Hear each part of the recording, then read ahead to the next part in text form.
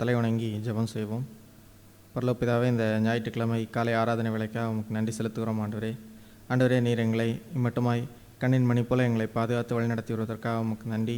இப்போதும் இந்த ஆராதனை வேலையை உம்முடைய திரு சமூகத்தினாலே எங்கள் ஒவ்வொருவரையும் நீரே ஆண்டு நடத்த வேண்டுமா என்று கிளோரோம். ஆண்டவரே, உம்மை ஏற்ற விதமாய் ஆராதிக்கவும், ஆண்டவரே உம்முடைய வார்த்தையை கேட்டு நாங்கள் இன்னும் அதிகமாக உமக்குள்ளே ஊண்ட கட்டப்படவும் எங்கள் ஒவ்வொரு உதவித்தாரும். தொடர்ந்து நீரே வழிநடத்தும். மீட்பெருமாகிய இயேசு கிறிஸ்து மூலம் எங்களும் பரலோக பிதாவே, ஆமென். ஹல்லேலூயா. நாம் முதலாவது பாடலாக பாடல் எண் 24 நாம் பாடுவோம். பாடல் எண் 24. நம்முடைய ஆண்டவர் இயேசுவை துதிப்பதற்கென்று ஏதோ ஒரு சரியான தருணம் தேடுவது என்பது தேவையில்லை. ஆண்டவர் எப்பொழுதுமே துதிக்கப்படத்தக்க பாத்திரர் அவர். அப்படிப்பட்ட ஆண்டவரை உயர்த்தி, அவருடைய நாமத்தை உயர்த்தி, இன்ப இயேசுவின் இணையில்லா நாமத்தை புகழ்ந்து இகமதில் பாடிட தருணம் இதே என்ற பாடலை ஆண்டவரை மகிமைப்படுத்தி கரங்களை தட்டி இந்த பாடலை பாடுவோம்.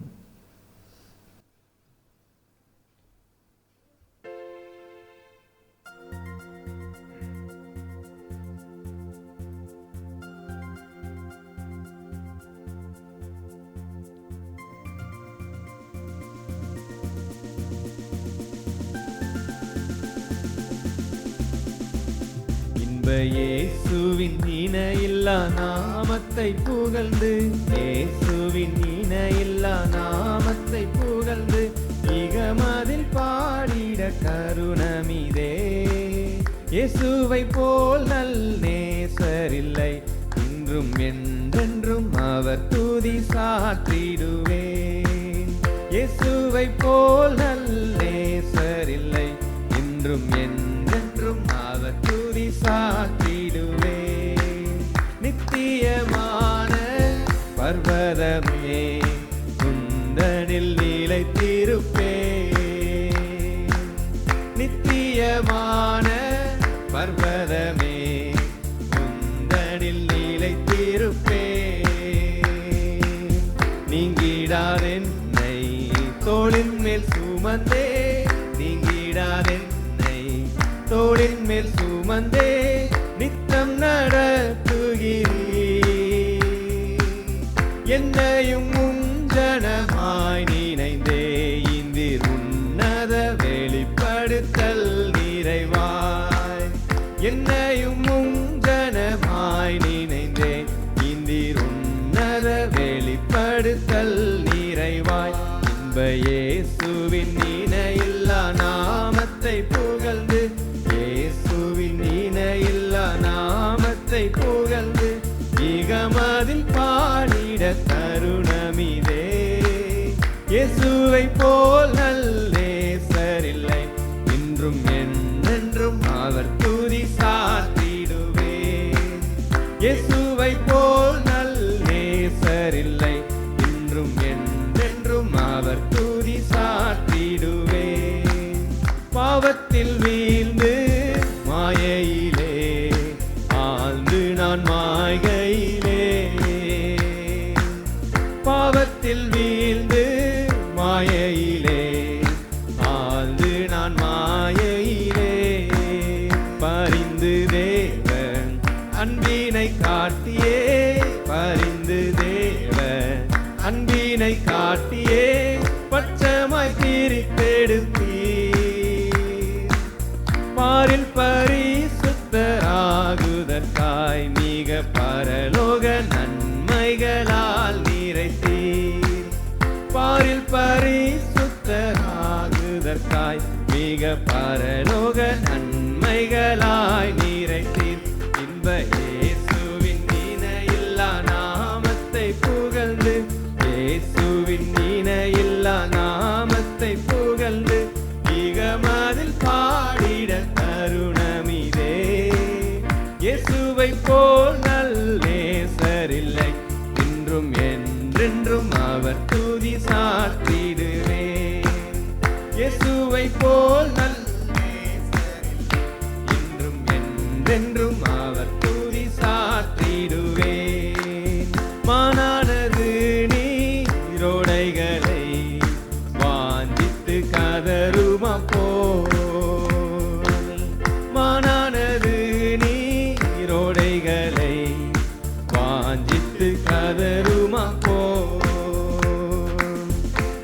ஆத்துமாவும் பொன்முகம் காணவே, என் ஆத்துமாவும் பொன்முகம் காணவே வாஞ்சித்து கதறிடுதே. வானிலும் இந்த பூவிலும் நீர் என் வாஞ்சைகள் தீர்ப்பவராய் நினைந்தே. வானிலும் இந்த பூவிலும் நீர் என் வாஞ்சைகள் தீர்ப்பவராய் நினைந்தே. இன்ப இயேசுவின் இணையில்லா நாமத்தை புகழ்ந்து, இயேசுவின் இணையில்லா நாமத்தை புகழ்ந்து இகமதில் பாடிட தருணமிதே. இயேசுவை போல் நல் நேசரில்லை, என்றும் என்றென்றும் அவர் துதி சாற்றிடுவே. இயேசுவை போல் நல் நேசரில்லை, என்றும் என்றென்றும் அவர் துதி சாற்றிடுவே. சீயோனிலே நீ சிந்தை வைத்தீர், சேர்ந்தொன்றாய் கட்டுதற்காய். சீயோனிலே நீ சிந்தை வைத்தீர், ஒன்றாய் கட்டுதற்காய். திவ்யாபிஷேகம் தந்தமை நிறுத்தி, திவ்யாபிஷேகம் தந்தமை நிறுத்தி சேர்த்தீரே சுத்தருடன். சேதம் வராமலே காத்ததினால் உம்மை சேவிப்பேன் நித்திய நித்தியமாய். சேதம் வராமலே காத்ததினால் உம்மை சேவிப்பேன் நித்திய நித்தியமாய். இன்ப இயேசுவின் இணையில்லா நாமத்தை புகழ்ந்து, இயேசுவின் இணையில்லா நாமத்தை புகழ்ந்து இகமதில் பாடிட தருணமிதே. இயேசுவை போல் நல் நேசரில்லை, இன்றும் என்றென்றும் அவர் துதி சாற்றிடுவேன். இயேசுவை போல் நல் நேசரில்லை, இன்றும் என்றென்றும் அவர் துதி சாற்றிடுவேன். ஆர்ப்பரிப்போடே தோத்தரிப்போம், அன்பரை உளங்கணிந்தே. ஆர்ப்பரிப்போடே தோத்தரிப்போம், அன்பரை உள்ளங்கணிந்தே. அளவில்லாத ஜீவனை அளித்தே, அளவில்லாத ஜீவனை அளித்தே அற்புத ஜெயம் நீந்தீரே. அல்லேலூயா துதி கனமகிமை உம் நாமத்திற்கே நீதம் சாற்றிடுவோம்.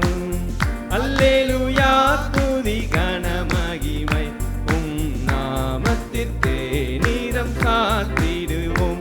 இன்ப இயேசுவின் இணையில்லா நாமத்தை புகழ்ந்து, இயேசுவின் இணையில்லா நாமத்தை புகழ்ந்து இகமதில் பாடிட தருணமிதே.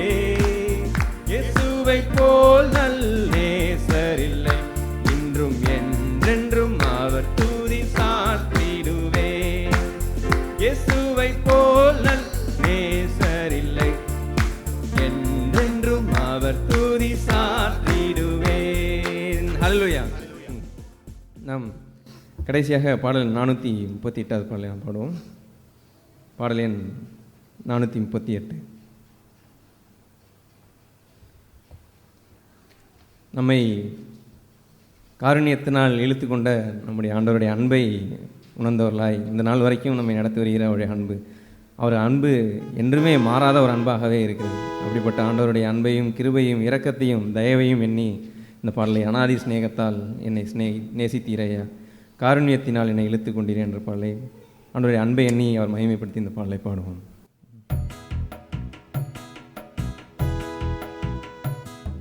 அநாதி சிநேகத்தால் என்னை நேசித்தீரையா, காருண்யத்தினால் என்னை இழுத்து கொண்டீரே. அநாதி சிநேகத்தால் என்னை நேசித்தீரையா, காருண்யத்தினால் என்னை இழுத்து கொண்டீரே. உங்க அன்பு பெரியது, உங்க இரக்கம் பெரியது, உங்க உங்க கிருபை பெரியது, உங்க தயவு பெரியது, உங்க அன்பு பெரியது, உங்க இரக்கம் பெரியது, உங்க கிருபை பெரியது, உங்க தயவு பெரியது. அநாதையாய் அலைந்த என்னை தேடி வந்தீரே, அன்பு காட்டி அரவணைத்து காத்து கொண்டீரே. அநாதையாய் அலைந்த என்னை தேடி வந்தீரே, அன்பு காட்டி அரவணைத்து காத்து கொண்டீரே. உங்க அன்பு பெரியது, உங்க இரக்கம் பெரியது, உங்க கிருபை பெரியது, உங்க தயவு பெரியது, உங்க அன்பு பெரியது, உங்க இரக்கம் பெரியது, உங்க கிருபை பெரியது, உங்க தயவு பெரியது. நிலையில்லாத உலகத்தில் அலைந்தேனையா, நிகரில்லாத இயேசுவே அணைத்துக் கொண்டீரே. நிலையில்லாத உலகத்தில் அலைந்தேனையா, நிகரில்லாத இயேசுவே அணைத்துக் கொண்டீரே. உங்க அன்பு பெரியது, உங்க இரக்கம் பெரியது, உங்க கிருபை பெரியது, உங்க தயவு பெரியது. உங்க அன்பு பெரியது, உங்க இரக்கம் பெரியது, உங்க கிருபை பெரியது, உங்க தயவு பெரியது. தாயின் கருவில் தோன்றும் முன்னே தெரிந்து கொண்டீரே, தாயை போல ஆற்றி தேற்றி நடத்தி வந்தீரே. தாயின் கருவில் தோன்றும் முன்னே தெரிந்து கொண்டீரே, தாயை போல ஆற்றி தேற்றி நடத்தி வந்தீரே. உங்க அன்பு பெரியது, உங்க இரக்கம் பெரியது, உங்க கிருபை பெரியது, உங்க தயவு பெரியது. உங்க அன்பு பெரியது, உங்க இரக்கம் பெரியது, உங்க கிருபை பெரியது, உங்க தயவு பெரியது. நடத்தி வந்த பாதைகளை நினைக்கும் போதெல்லாம் கண்ணீரோடு நன்றி சொல்லி துதிக்கின்றேனையா. நடத்தி வந்த பாதைகளை நினைக்கும் போதெல்லாம் கண்ணீரோடு நன்றி சொல்லி துதிக்கின்றேனையா. உங்க அன்பு பெரியது, உங்க இரக்கம் பெரியது, உங்க கிருபை பெரியது, உங்க தயவு பெரியது. உங்க அன்பு பெரியது, உங்க இரக்கம் பெரியது, உங்க கிருபை பெரியது, உங்க தயவு பெரியது. கர்த்தர் செய்ய நினைத்தது தடைபடவில்லை, சகலத்தையும் நன்மையாக செய்து முடித்தீரே. கர்த்தர் செய்ய நினைத்தது தடைபடவில்லை, சகலத்தையும் நன்மையாக செய்து முடித்தீரே. உங்க அன்பு பெரியது, உங்க இரக்கம் பெரியது, உங்க கிருபை பெரியது, உங்க தயவு பெரியது. உங்க அன்பு பெரியது, உங்க இரக்கம் பெரியது, உங்க கிருபை பெரியது, உங்க தயவு பெரியது. அநாதி சிநேகத்தால் என்னை நேசித்தீரையா, காருண்யத்தினால் என்னை இழுத்து கொண்டீரே. அநாதி சிநேகத்தால் என்னை நேசித்தீரையா, காருண்யத்தினால் என்னை இழுத்து கொண்டீரே. உங்க அன்பு பெரியது, உங்க இரக்கம் பெரியது, உங்க கிருபை பெரியது, உங்க தயவு பெரியது. உங்க அன்பு பெரியது, உங்க இரக்கம் பெரியது, உங்க கிருபை பெரியது, உங்க தயவு பெரியது. ஹல்லேலூயா. நாம் எல்லாரும் எழுந்து நிற்போம். ஆண்டவர் அனாதையாய் திரிந்த நம்மையும் அவர் அன்பினால் இழுத்து கொண்டு அரவணைத்து ஒரு புதிய வாழ்வை தொடக்கும்படியாகவும் நமக்கு நிரந்தரமான ஒரு நித்திய ஜீவனையும் நமக்கு தந்து இந்த பூமியில் ஒரு விசேஷித்தவர்களாக இந்த பூமியில் வாழும்படியாகவே ஆண்டவர் இந்த பூமியில் நம்ம வைத்திருக்கிறார். இப்படிப்பட்ட ஆண்டவரை நாம் பெற்றிருக்க அவருடைய அன்பையும் அவருடைய கிருபையும் அவருடைய தயவையும் அவருடைய இரக்கத்தையும் எண்ணி இறைத்து நாளத்திலிருந்து ஆண்டவருக்கு துதிகளையும் நன்றிகளையும் எல்லோரும் ஏறெடுப்போம். Thank you Lord Jesus, praise you father. அப்பா, இது எங்கள் வாழ்க்கையில் மாறாதவராக இருக்கிறீங்க, அதுக்காக நன்றி. உங்களுடைய அன்பு என்றுமே மாறாததாக இருக்கிறதே. காலைதோறும் உடைய இரக்கமும் கிருபையும் புதிதாய் தந்து ஆதரிக்கிற உடைய தயவிற்காகவும் இரக்கத்திற்காகவும் உடைய கிருபைக்காகவும் நன்றி நன்றி துதிக்கிறோம், ஸ்தோத்திரிக்கிறோம் ஆண்டவரே. நன்றி நன்றி ஆண்டவரே. எங்கள் வாழ்க்கையில் எப்பொழுதுமே ஆண்டவரே ஃப்ரெஷ்ஷாக இருக்கும்படியான எங்கள் வாழ்க்கையை கற்றுக் கொடுக்குறீங்களா இருக்காக நன்றி. எங்களுடைய ரத்தத்தினால எங்களை கழுவி சுத்திகரிக்கிறீங்களா இருக்காக நன்றி நன்றி நன்றி ஆண்டவரே. எங்களை பரிசுத்தப்படுத்துகிற உங்களுடைய ரத்தத்திற்காக நன்றி. நீர் எங்களுக்காக தந்தர்லின உங்களுடைய ஜீவனுக்காக நன்றி நன்றி ஆண்டவரே. இந்த ஜீவனின் ரகசியத்தை எங்களுக்கு கற்றுத்தரீங்களே இருக்காக நன்றி. இந்த உடைப்படுதலின் வாழ்க்கையை அற்புதமாக எங்களை வெளிப்படுத்துறீங்களா இருக்காக நன்றி நன்றி. துதிக்கிறோம் ஸ்தோத்திரிக்கிறோம் ஆண்டவரே. Thank you Lord. Thank you Jesus. Praise you father. நன்றி ஆண்டவரே. Thank you Lord. Price you price you. நம்ம வாழ்க்கையில் அநேக சூழ்நிலையில் நம்ம நடந்து போகும் பொழுது, நம்ம பிரயாணப்படும் பொழுதும், எத்தனையோ கசப்புகள் அந்த வாழ்க்கையில் கலந்து வரும் பொழுதும், நம் மாறாவின் நீரை தேனாக மாற்றியவராக நம்முடைய ஆண்டவர் நம்ம எப்பொழுதும் அந்த சூழ்நிலைகளில் அப்படிப்பட்ட ஒரு வாழ்க்கையை மாற்றி, அந்த கசப்பு மாத்திரமே இருக்கக்கூடிய அந்த பங்கை மாற்றி ஒரு தேனாக ஒரு தித்திப்பாக மாற்றக்கூடிய ஒரு வாழ்க்கையாகவே மாற்றி இந்த நாள் வரைக்கும் நடத்தி வந்திருக்கிறார். கண்டிப்பாக தெரியும், முடிவு வரைந்தும் நம்மை நடத்துகிற ஆண்டவர் நம்மோடு இருக்கும் பொழுது அப்படிப்பட்ட ஒரு இனிமையான ஒரு இன்பமான ஒரு வாழ்க்கையை தான் ஆண்டவர் நடத்துவார். வாழ்க்கையில் கசப்புகள் கலந்திட்டாலும் பாசமுள்ள ஒரு மரம் கூட வருது. வாழ்க்கையில் கசப்புகள் கலந்திட்டாலும் பாசமுள்ள ஒரு மரம் கூட வருது. மாறாவின் நீரை தேனாக மாற்றும் என் நேசர் என்னோடுண்டு. மாறாவின் நீரை தேனாக மாற்றும் என் நேசர் என்னோடுண்டு. தேவா நான் எதினால் விசேஷித்தவன், ராஜா நான் அதை தினம் யோசிப்பவன். தேவா நான் எதினால் விசேஷித்தவன், ராஜா நான் அதை தினம் யோசிப்பவன். ஏதினால் இது ஏதினால் நீர் என்னோடு இருப்பதினால். ஏதினால் இது ஏதினால் நீர் என்னோடு வருவதினால். நாம் ஒரு 3 சகோதரர்கள் 3 சகோதரிகள் சுருக்கமாக ஆண்டவர் துதியிலே நன்றிகளையும் ஏறெடுப்போம். எபிரேயர் 4:11. ஆகையால் அந்த திருஷ்டாந்தத்தின்படி ஒருவனாகிலும் கீழ்ப்படியாமையினாலே விழுந்து போகாதபடிக்கு நாம் இந்த இளைப்பாறுதலில் பிரவேசிக்க ஜாக்கிரதையாக இருக்க கடவோம்.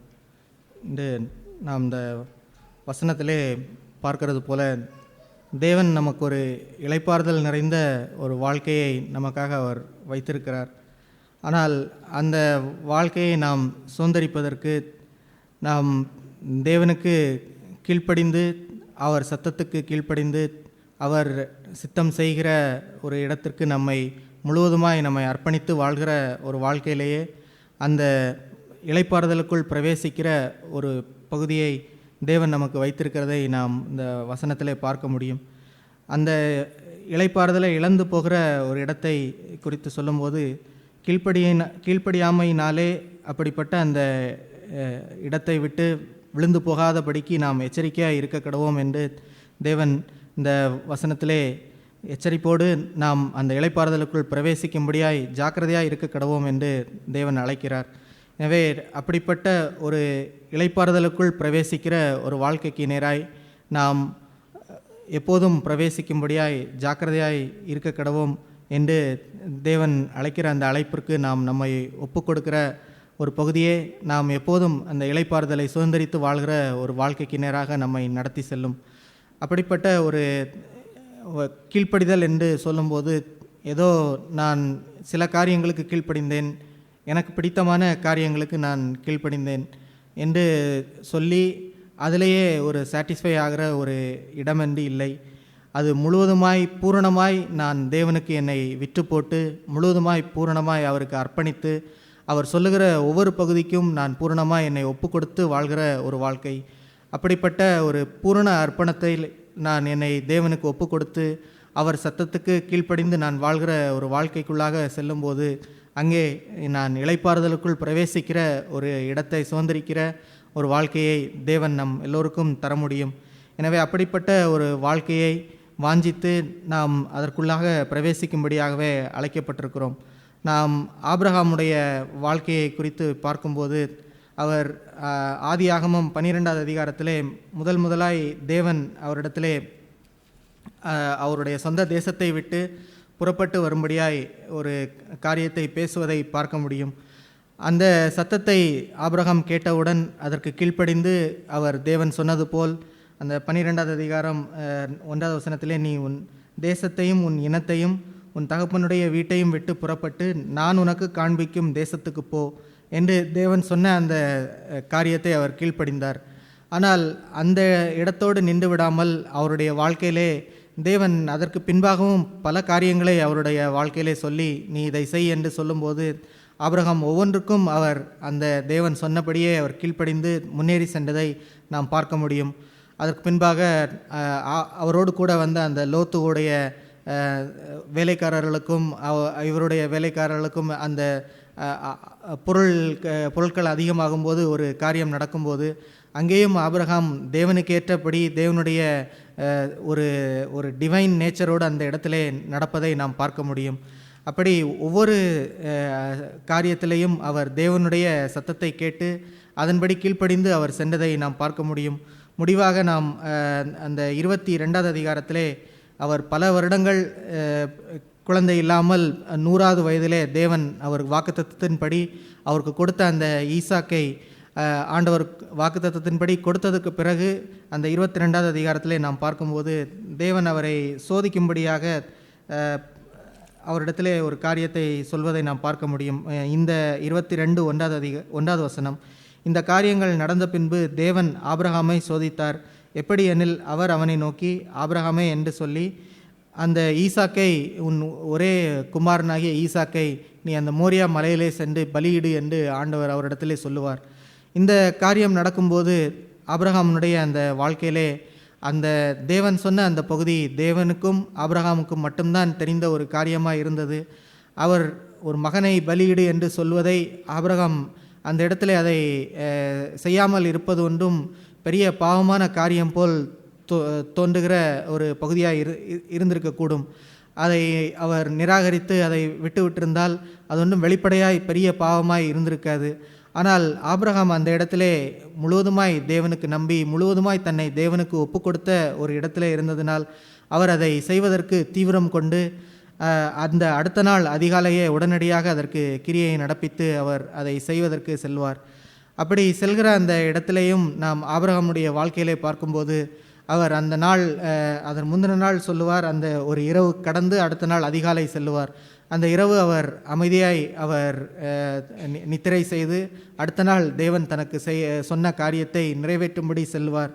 அப்படி செல்லும் போதும் வழியிலே அவருடைய மகன் இந்த பலி செலுத்துவதற்கான தகன பலிக்கான ஆடு எங்கே என்று கேட்கும்போது அதெல்லாம் கர்த்தர் பார்த்து கொள்வார் என்ற ஒரு பூரண இளைப்பாறுதலோடு அந்த பகுதிக்கு நேராய் கடந்து சென்றதை நாம் பார்க்க முடியும். நம்முடைய வாழ்க்கையிலையும் இப்படி முழுவதுமாய் நம்மை தேவனுக்கென்று விட்டு போட்டு தேவன் சொன்ன ஒவ்வொரு காரியத்தையும் நாம் கீழ்ப்படிதல் என்பதை ஏதோ நான் ஒரு சில காரியங்களை கீழ்ப்படிந்தேன் என்று இல்லாமல் இன்று தேவன் எனக்கென்று சொல்லுகிற ஒரு காரியத்திலையும் நான் கீழ்ப்படிய கவனமாக இருக்க வேண்டும் என்ற ஒரு எச்சரிப்போடு நாம் உள்ளே செல்லும்போது தேவன் நாம் இந்த எபிரேயர் 4:11 படித்தது போல நம்மை அந்த இளைப்பாறுதலுக்குள்ளாக பிரவேசிக்கிற ஒரு வாழ்க்கையை நாம் சுதந்திரிக்கும்படியாக தேவன் நமக்கு உதவி செய்வார். இதுபோன்ற ஒரு வாழ்க்கையே நானும் வாழும்படியாக வாஞ்சிக்கிறேன்.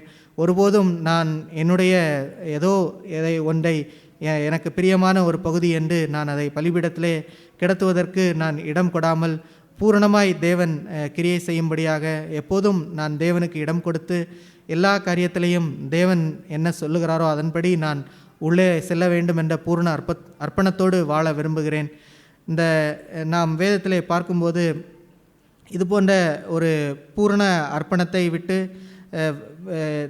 அதற்கு உள்ளாக செல்லாமல் இருந்த இஸ்ரவேல் மக்களை நாம் பார்க்க முடியும். நாம் இஸ்ரவேல் மக்கள் அவர்கள் தேவனால் நடத்தப்பட்டு எகிப்தை விட்டு அவர்கள் வெளியே வந்தார்கள். அதற்கு பின்பாக அநேக காரியங்களிலே தேவனுடைய கரத்தை அவர்கள் பார்த்து செங்கடலை கடந்தார்கள். தேவன் அவர்களை மன்னாவினால் போஷித்ததை அவர்கள் பார்த்தார்கள். ஆனால் அப்படிப்பட்ட ஒரு மக்களாய் அவர்கள் இருந்தாலும் அந்த காதேஷ் பர்னயா என்ற இடத்திலே வரும்போது தேவன் அடுத்து அவர்களை நடத்தும்போது அவர்கள் அந்த வனாந்தரத்திலே பூரணமாய் தங்களை தேவனுக்கு ஒப்பு கொடுக்காமல் அநேக காரியங்களை குறித்து அவர்கள் முறுமுறுக்கிறவர்களாகவும் தேவனை குறை சொல்லுகிறவர்களாகவும் இருந்து அந்த வனாந்தரத்திலே அவர்கள் மடிந்து போனார்கள் என்று நாம் பார்க்கிற ஒரு இடத்தை பார்க்க முடியும். நாம் பூரண ஒரு அர்ப்பணத்திலே நம்மை ஒப்பு கொடுக்காமல் இருக்கும்போது நம்முடைய வாழ்க்கையிலே நாம் சில இடங்களிலே நாம் தேவனை கீழ்ப்படிந்து பின்பற்றி வந்திருந்தாலும் ஏதோ ஒரு இடம் என்று வரும்போது அந்த அர்ப்பணமில்லாத தன்மை என்பது இந்த இஸ்ரவேல் மக்கள் அவர்கள் வனாந்திரத்திலே அழிந்து அவர்கள் இளைப்பாறுதலுக்குள் பிரவேசியாமல் போனார்கள் என்று நாம் பார்க்கிறது போல அப்படிப்பட்ட ஒரு கேடான இடத்துக்கு நம்மை நடத்தி சென்றுகிற ஒரு அபாயத்தை நாம் இங்கே பார்க்க முடியும். எனவே நாம் ஒருபோதும் அப்படி இல்லாமல் நாம் பூரண அர்ப்பணத்தோடு தேவனுடைய சத்தத்துக்கு கீழ்ப்படிந்து அவர் காட்டுகிற அந்த இளைப்பாறுதல் உள்ள ஒரு வாழ்க்கைக்குள்ளே பிரவேசிக்கும்படியாய் ஜாக்கிரதையாக இருக்க கடவோம் என்ற அந்த வசனத்தின்படி நாம் முன்னேறி செல்ல நாம் அழைக்கப்பட்டிருக்கிறோம். இயேசு கிறிஸ்துவனுடைய வாழ்க்கையை நாம் பார்க்கும்போது லூக்கா 2வது அதிகாரம் 49வது வசனத்திலே அங்கே இயேசு கிறிஸ்து அந்த அவருடைய பெற்றோரோடு கூட எருசலேமுக்கு அந்த சின்ன பருவத்திலே செல்வதை நாம் பார்க்க முடியும். அந்த பருவத்திலே அவர் ஒரு பிதாவுக்கு அடுத்த ஒரு முக்கியமான ஒரு இடத்திலே அங்கே உட்கார்ந்திருக்கும் போது அவருடைய தாயும் தந்தையும் வந்து அவரை அழைக்கும்போது 2வது அதிகாரம் 49வது வசனத்திலே அதற்கு அவர், நீங்கள் ஏன் என்னை தேடினீர்கள்? என் பிதாவுக்கு அடுத்தவைகளில் நான் இருக்க வேண்டியதென்று அறியீர்களா என்றார்.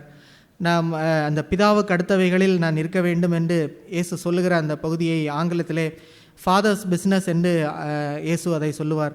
அதுபோன்று பிதாவுக்கு அடுத்த காரியத்திலே நான் இருக்க வேண்டும் என்று முழுவதுமாய் பிதாவுக்கென்று அர்ப்பணிக்கிற ஒரு இடத்தை இயேசு அவர் முழுவதுமாய் அவர் கொண்டு வாழ்ந்ததை நாம் பார்க்க முடியும். அதற்கு அடுத்த வசனங்களிலே அவர் தன்னுடைய பெற்றோர்களுக்கு கூட அந்த நாசரேத்தூரிலே சென்று அவர் கீழ்ப்படிந்தார் என்று நாம் படிக்கிறோம். ஆனால் அப்படிப்பட்ட அந்த கீழ்ப்படிந்திருந்தார் என்ற ஒரு பகுதி என்பது வெறும் தன்னுடைய பூமிக்குரிய பெற்றோர்களுக்கு கீழ்ப்படிந்திருந்தார் என்ற ஒரு பகுதியாக மட்டுமில்லாமல் அவர் முதலாவது சொன்னது போல என் பிதாவுக்கு அடுத்த தன்னுடைய ஃபாதர்ஸ் பிஸ்னஸ் என்று சொல்லுகிற அந்த இடத்திலே தன்னுடைய பரம பிதாவுக்கு அவர் பூரணமாய் தன்னை ஒப்பு கொடுத்து கீழ்ப்படிந்து அந்த இடத்திலே அவர் வாழ்ந்ததை நாம் பார்க்க முடியும். நாம் அவருடைய பின்னான வாழ்க்கையிலே நாம் பார்க்கும்போது ஒரு இடத்திலே வரும்போது தன்னுடைய பூமிக்குரிய தாயாரிடத்திலே பிதாவுக்குரிய காரியத்திலே நான் முன்னே செல்ல வேண்டும் என்பதற்காக உங்களுக்கும் எனக்கும் என்ன என்று ஒரு இடத்திலே சொல்வதை நாம் பார்க்க முடியும். அதுபோன்று தன்னை பூரணமாய் பிதாவுக்கு அடுத்த காரியத்திலே ஃபாதர்ஸ் பிஸ்னஸ் என்ற ஒரு இடத்திலே அவர் ஒப்பு கொடுத்ததை நாம் பார்க்கிறோம். அதுபோன்ற ஒரு பூரண அர்ப்பணத்தோடு நாமும் வாழும்படியாகவே அழைக்கப்பட்டிருக்கிறோம். நாம் நித்தமும் கர்த்தருக்கு பயந்து நாம் ஆபிரகாமுடைய வாழ்க்கையிலே நாம் பார்க்கும்போது தேவன் அந்த ஈசாக்கை அவர் பலி செலுத்தினதுக்கு பின்பு பலி செலுத்துவதற்கு அவர் ஆயத்தமாய் சென்று அந்த இடத்திலே செல்லும்போது தேவன் அதை தடுத்து விட்டு அவர் அந்த ஆதியாகமம் 22வது அதிகாரத்திலே நாம் பார்க்கும்போது 12வது வசனத்திலே அந்த அவர் பலியை செலுத்தி எல்லாம் பிள்ளையாண்டானே அந்த பலி செலுத்துகிற பலிபீடத்திலே கிடத்தினதுக்கு பின்பு அவர் அந்த பலி செலுத்துவதற்கு ஆயத்தமாகும் போது தேவன் இடைப்பட்டு அப்பொழுது அவர் பிள்ளையாண்டான் மேல் உன் கையை போடாதே, அவனுக்கு ஒன்றும் செய்யாதே, நீ அவனை உன் புத்திரன் என்றும் உன் ஏக சுதன் என்றும் பாராமல் எனக்காக ஒப்பு கொடுத்தபடியினால் நீ தேவனுக்கு பயப்படுகிறவன் என்று இப்பொழுது அறிந்திருக்கிறேன் என்றார் என்று நாம் படிக்கிறோம். ஆபிரகாம் பல காரியங்களிலே அவர் கீழ்ப்படிந்தவராய் இருந்தாலும் அந்த கடைசியாய் தேவன் இந்த இடத்திலே தேவன் அவரை சோதிக்கும்போது அவர் அதையும் தேவன் எனக்கு சொன்னார் என்ற ஒரு பகுதியிலே பூரணமாய் அதற்கு இடம் கொடுத்து அவர் சென்ற பிறகு தேவன் அதிலே சொல்லும்போது இப்பொழுது நீ தேவனுக்கு பயப்படுகிறவன் என்பதை அறிந்து கொண்டேன் என்று ஆண்டவர் சொல்லுகிறார். அதுபோல நம்முடைய வாழ்க்கையிலையும் தேவன் இப்படி அவர் சோதித்து அந்த இப்பொழுது நீ தேவனுக்கு பயப்படுகிறவன் என்பதை அறிந்து கொண்டேன் என்று சொல்லுகிற ஒரு இடத்திற்கு நேராய் கடந்து செல்லும்படியாய் நாம் நம்மை பூரணமாய் அர்ப்பணித்து நித்தமும் கர்த்தருக்கு பயந்து வாழ்கிற ஒரு வாழ்க்கைக்கு நேராகவே நாம் அழைக்கப்பட்டிருக்கிறோம். நாம் எபிரேயர் அந்த 4வது அதிகாரத்திலே அதற்கு மேல் சொல்லப்பட்ட வசனங்களிலே நாம் பார்க்கும்போது அந்த 3வது வசனத்திலே அந்த தேவன் அவருடைய கிரியைக்கு நேராய் நம்மை ஒப்பு கொடுத்து வாழ்கிற வாழ்க்கை என்பது அந்த எபிரேயர் 4:3 விசுவாசத்தவர்களாகிய நாமோ இந்த இளைப்பாறுதலில் பிரவேசிக்கிறோம். அவருடைய கிரியைகள் உலகத் தோற்றம் முதல் முடிந்திருந்தும் இவர்கள் என்னுடைய இளைப்பாறுதலில் பிரவேசிப்பதில்லை என்று என்னுடைய கோபத்திலே ஆணையிட்டேன் என்றார். தேவன் அவருடைய கிரியை என்பது அவர் உலக தோற்றத்துக்கு முன்பே பூரணமாய் எல்லாவற்றையும் செய்து முடித்த கிரியை. எனவே நான் என்னை முழுவதுமாய் அர்ப்பணித்து தேவனிடத்திலே நாம் ஒப்பு கொடுக்கும்போது அப்படிப்பட்ட தேவன் நிறைவேற்றின அந்த கிரியை என்னுடைய வாழ்க்கையிலே நிறைவேறுகிற ஒரு பாக்கியத்தை பெறுகிற ஒரு இடத்துக்கு நேராக தேவன் அழைத்து செல்வார். அதில் பூரண ஒரு இளைப்பாறுதல் தங்கின ஒரு இடமாய் தேவன் அப்படிப்பட்ட ஒரு வாழ்க்கையை வைத்திருக்கிறார். ஆனால் இதற்கு மாறாக தேவனுடைய கிரியைக்கு மாறாக நான் கிரியை செய்கிற ஒரு இடத்திற்கு உள்ளாக செல்லும்போது அது அந்த ஒரு இளைப்பாறுதலை விட்டு ஒரு இளைப்பாறுதலற்ற ஒரு ரெஸ்ட்லெஸ்ஸான ஒரு இடத்துக்கு நேராக அழைத்து செல்லுகிறதை நாம் பார்க்க முடியும். எனவே அப்படிப்பட்ட ஒரு இடத்துக்கு நேராக செல்லாமல் பூரணமாய் 100% நம்மை தேவனுக்கு விற்று போட்டு தேவனுடைய கிரியை நம்முடைய வாழ்க்கையிலே உலக தோற்றத்துக்கு முன்பாக தேவன் நிறைவேற்றி வைத்திருக்கிற அவருடைய கிரியை நம்முடைய வாழ்க்கையிலே நிறைவேறும்படியாக நம்மை ஒப்பு கொடுக்கும்போது நாமும் அப்படிப்பட்ட ஒரு மேலான இளைப்பாறுதல் உள்ள ஒரு ஜீவியத்துக்கு நேராக நாம் பிரவேசிக்க முடியும். நாம் சங்கீதத்திலே தேவனை குறித்து நாம் படிக்கும்போது 48வது அதிகாரம் 14வது வசனம், அவர் மரண பரியந்தம் நம்மை நடத்துகிற தேவன் என்று நாம் படிக்கிறோம். எனவே நாம் மரண பரியந்தம் நம்மை தேவனுக்கு விட்டு போட்டு அவர் சொல்லுகிற அவருடைய சத்தத்துக்கு கீழ்ப்படிந்து அவருடைய சித்தம் என்ன என்பதை அறிந்து அதிலே நாம் பூரணமாய் அதற்கு ஒப்பு கொடுத்து வாழும்போது நாம் இளைப்பாறுதல் உள்ள ஜீவியத்தை நாம் மரண பரியந்தம் சுதந்திரித்து நாம் வாழ முடியும். எனவே இப்படிப்பட்ட ஒரு இளைப்பாறுதல் உள்ள ஜீவியத்துக்கு நாம் பிரவேசிப்பதற்கு ஏற்ற ஒரு தருணம் என்பது நாம் இன்றே நாம் தீர்மானிக்கிற ஒரு தருணம். நாம் அந்த 4வது அதிகாரம் 11வது வசனத்திலே ஆண்டவர் சொல்லுகிற அந்த பகுதி, இந்த இளைப்பாறுதலில் பிரவேசிக்க ஜாக்கிரதையாக இருக்க கடவோம் என்று ஆண்டவர் சொல்லுகிறதை ஆங்கிலத்திலே strive to enter this rest என்று நாம் படிக்கிறோம். எனவே அப்படிப்பட்ட ஒரு இளைப்பாறுதலுக்குள் பிரவேசிப்பதற்கு நாம் மிகுந்த ஜாக்கிரதையாய் நம்மை முழுவதுமாய் விற்று போடுகிறவர்களாய் நாம் வாழும்படியாகவே அழைக்கப்படுகிறோம். நாம் தேவன் நம்மை அழைக்கும்போது இடுக்கமான வாசலுக்குள்ளாக செல்லும்படியாய் நீங்கள் பிரயாசப்படுங்கள் என்று தேவன் அழைக்கிறார்.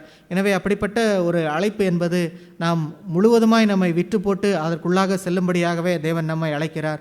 இந்த உலகத்திலே ஒரு சினிமா காட்சிக்கு சினிமா அரங்குக்குள்ளாக செல்லும்போது ஒரு டிக்கெட்டை எடுத்து ஒரு குறிப்பிட்ட ஒரு காசை செலுத்தி அதற்குள்ளாக செல்லுகிற அநேகரை நாம் பார்க்கும்போது அந்த 3 மணி நேரம் அவர்கள் அந்த கொடுத்த அந்த காசின் மூலம் முழுவதுமாய் தங்களை அதற்குள்ளாக விட்டு அந்த 3 மணி நேரம் உள்ளே சென்று அவர்கள் வெளியே வராமல் இருப்பதை நாம் பார்க்க முடியும். அதுபோன்ற ஒரு பூரணமாய் நம்மை விட்டு போட்டு இது போன்ற ஒரு இளைப்பாறுதல் உள்ள ஒரு வாழ்க்கைக்கு நேராக அதற்குள்ளாக பிரவேசித்து நாம் பின்திரும்பாதவர்களாய் எப்போதும் நம்மை விட்டு போட்டவர்களாய் வாழ்கிற ஒரு வாழ்க்கைக்கு நேராகவே நம்மை தேவன் அழைத்திருக்கிறார்.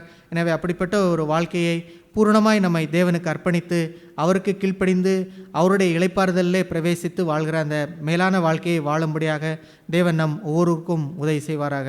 ஆமென். தேவன் தந்த அவருடைய ஜீவனுள்ள வார்த்தைக்காக நான் ஆண்டவருக்கு நன்றி செலுத்துகிறேன். கேட்டது போல் கீழ்ப்படியாமை குறித்து ஒரு எச்சரிப்பையும் கீழ்ப்படிதலில் பின்னாடி இருக்கிற அவ்வளோ பெரிய ஆசீர்வாதமான ஒரு வாழ்க்கையும் நம்ம எப்பொழுதுமே மைண்டில் வச்சுருக்கிறது நல்லதுன்றது தான் எனக்கான கன்விக்ஷன். அதாவது கீழ்ப்படிதல் அநேக நேரம் நம்ம அநேக காரியங்களில் கட்டப்பட்டவர்களாய் ஒரு பூட்டு போட்டு மாட்டினது போல் எல்லா சூழ்நிலைகளையும் அநேக சூழ்நிலை இருக்கும் பொழுது அதற்குரிய கீயாக என்ன இருக்குன்னா ஆண்டவருக்கு ஒபே பண்ணக்கூடிய அந்த ஒரு காரியம்தான். நான் எவ்வளவு தான் அந்த செயின் கட்டப்பட்டும் நான் போராடிக்கிட்டே இருந்தாலும் அதில் அந்த காரியத்துலேருந்து நான் ஒரு விடுதலை அடைஞ்சவனாக இருக்க முடியாது. வெளிப்பிரகாரமாக ஒரு நல்ல கிறிஸ்தவனா என்னை காட்டிக்கொள்ள தான் முடியுமே அன்றி அந்தரங்கத்தில் ஒரு விடுதலை உள்ளவனாக என்னால் இருக்க முடியாது. ஆனால் எப்போ நான் ஆண்டவர் எனக்கு பேசுகிற வார்த்தைக்கு நான் செவி கொடுத்து காது கேட்குறதுக்கு காதுள்ளவன் கேட்க கடவன் ஆண்டவர் அடிக்கடி சொல்லுவார். அப்படி நான் காதுள்ளவனாய் நான் பெற்று அதுக்கு நான் கீழ்ப்படிறதுக்கு என்னை ஒப்பு கொடுக்குறேனோ அது என்னுடைய கம்ஃபர்ட் ஜோனை விட்டு நான் என்னை வெளியே கொண்டு வரதா கூட இருக்கலாம். ஆனால் அதுக்கு பின்னாடி அவ்வளோ ஒரு ஆசீர்வாதம் இருக்குது. அதுக்கு பின்னாடி அவ்வளோ ஒரு இளைப்பாறுதல் இருக்குதுன்றது தான் நம்ம உணர்ந்து இது வரைக்கும் நம்ம பிரயாணப்பட்டதில் நம்ம அப்படி செஞ்சுருந்தோம்னா நம்ம வாழ்க்கையில் நம்ம மனப்பூர்வமாக சொல்ல முடியும், இளைப்பாறுதல் உண்டு. ஆண்டவருடைய வார்த்தைக்கு நான் கீழ்ப்படுகிறதில் இளைப்பாறுதல் உண்டு. ஒரு கம்ஃபர்ட் ஜோனை விட்டு ஆண்டவர் என்னை வெளியே கொண்டு வரலாம், ஆனால் அந்த கொண்டு வந்தாலும் அவர் சொன்னாருன்றக்கான நான் கீழ்ப்படியும் பொழுது அதில் ஒரு இளைப்பாறுதல் உண்டு, அதற்கு பின்பாக ஒரு ஆசீர்வாதம் உண்டு என்பதை நம்ம எப்பொழுதுமே ரியலைஸ் பண்ண முடியும். இன்றைக்கி கேட்ட காரியங்கள்லேயும் அதைத்தான் நம்ம பார்க்குறோம். ஆபிரகாம் அப்படி அவங்க அப்பா ஊரை விட்டு வெளியே வர சொல்லி ஆண்டவர் அழைத்ததுலேருந்து எல்லாமே அவர் வந்து ஒரு கூடார வாசியை போல் அவர் அப்படியே தான் ஆண்டவருக்கு அப்படியே பிளைண்டாக கீழ்ப்படிஞ்சு தான் எல்லா ஸ்டெப்லையுமே நிறைய நடந்து வந்த பாதைகளை நம்ம பார்க்க முடியும். அந்த லோத்து உடைய அவங்களுக்குரிய ஹெர்ட்ஸ்மேன், அந்த மேய்ச்சலுக்குரிய அந்த அவங்களுக்குரியவர்களும் ஆபிரகாமுக்குரிய அந்த மேய்ப்பர்களும் அவங்களுக்குள்ளார ஒரு பிரச்சனை வரும் பொழுது அவர் பிரிந்து போகலான்னு சொல்லும் போதுமே கூட லோத்து அவருடைய பார்வை நிமித்தம் அவராக டிசைட் பண்ணுறார். அவர் அங்கே வந்து பெருசாக டிசோபே பண்ண மாதிரியோ அந்த மாதிரிலாம் எதுவும் தெரியல, ஆனால் அவராக ஓனாக ஒரு டெசிஷன் பண்ணி இந்த பார்வை இது எனக்கு கர்த்தருடைய தோட்டத்தை போல் இருக்குது, நான் இந்த இடத்த நான் சூஸ் பண்ணுறேன், நான் போகிறேன் அப்படின்னு சொல்லி இவராக ஒரு ஓன் டெசிஷன் எடுத்து போகிறாரு. ஆனால் ஆபிரகாம் செய்த காரியம் வந்து அழகாக இருக்கும். அவர் வந்து காத்திருந்தார், ஆண்டவர் என்ன சொன்னாரோ சொல்கிற வரைக்கும் காத்திருந்தார், பொறுமையாக இருந்தார், அவசரப்படவே இல்லை. நான் எனக்கு ஓகே லோத்து இங்கே சூஸ் பண்ணிட்டார், நான் இங்கிட்ட போகிறேன்னு கூட சொல்லலை. அவர் அங்கே தான் இருந்தார், சைலண்ட்டாக அதே இடத்துல இருந்தார். ஆண்டவர் வந்து அவர் இடத்துல வார்த்தையை தரும் அளவும் இருந்தார். ஆண்டவர் சொன்ன உடனே அது கீழ்ப்படிஞ்சு தான் அடுத்து அவர் கூடாரத்தையே மூவ் பண்ணாருன்னு போட்டிருக்கு. அதாவது ஆதியாகமம் 13வது அதிகாரத்தில் ஆதியாகமம் 13:14 வசனத்தில் தேவன் சொல்கிறார். அங்கே அதுக்கு முன்னாடி லோத்து சூஸ் பண்ணுறதையும் பார்க்குறோம். 10வது வசனத்தில் அப்பொழுது லோத்து தன் கண்களை ஏறெடுத்து பார்த்து யோர்தான் நதிக்கு அருகான சமபூமி முழுவதும் நீர்வளம் பொருந்தினதாக இருக்க கண்டான். கர்த்தர் சோதோமையும் குமராயையும் அழிக்கும் முன்னே சோவாருக்கு போவோம் வழி மட்டும் அது கர்த்தருடைய தோட்டத்தைப் போலவும் எகிப்து தேசத்தைப் போலவும் இருந்தது. அவருக்கு வந்து கர்த்தருடைய தோட்டத்தை போல் அதை பார்க்குறப்போ அவர் பார்வை இருக்கிறது. அப்பொழுது லோத்து யோர்தானுக்கு அருகான சமபூமி முழுவதையும் தெரிந்து கொண்டு கிழக்கே பிரயாணப்பட்டு போனான்னு சொல்லி படிக்கிறோம். இப்படி அவர்கள் ஒருவர் விட்டு பிரிந்தார்கள். அங்கே 14வது வசனத்தில் தேவன் ஆபிரகாம் கானான் தேசத்தில் 12லேருந்தே இருக்குது, கானான் தேசத்தில் குடியிருந்தான். லோத்து அந்த யோர்தானுக்கு அருகான சமபூமியில் உள்ள பட்டணங்களுக்கு வாசம் பண்ணி சோதோமுக்கு நேரே கூடாரம் போட்டான்.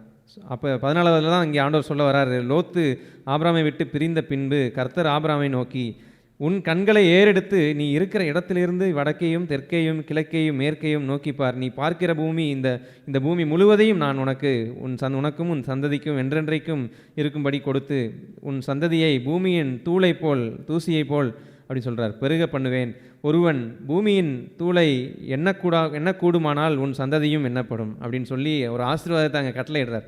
அப்பொழுது அங்கே வந்து கடைசியில் இதெல்லாம் சொல்லி முடிச்சதுக்கப்புறம் 18வது வசனத்தில் தான் சொல்கிறாரு. அப்போ ஆண்டவர் 17 சொல்கிறார், நீ எழுந்து தேசத்தின் நீளமும் அகலமும் அம்மட்டும் நடந்து திரி, உனக்கு அதை தருவேன் என்றார். அப்பொழுது ஆபிராம் கூடாரத்தை பெயர்த்து கொண்டு போயின்னு சொல்லி படிக்கிறோம். அப்போ தான் அவர் வந்து அந்த அடுத்த ஸ்டெப்பு எடுக்கிறதுக்கான டெசிஷன் ஆண்டவர்கிட்டருந்து அந்த வார்த்தையை பெற்றுக்கொண்டதுக்கு அப்புறம் தான் அவருக்கு ஆண்டவர் சொன்ன உடனே அதுக்கு கீழ்ப்படிஞ்சு அடுத்த ஸ்டெப் எடுத்து வைக்க போகிறார்.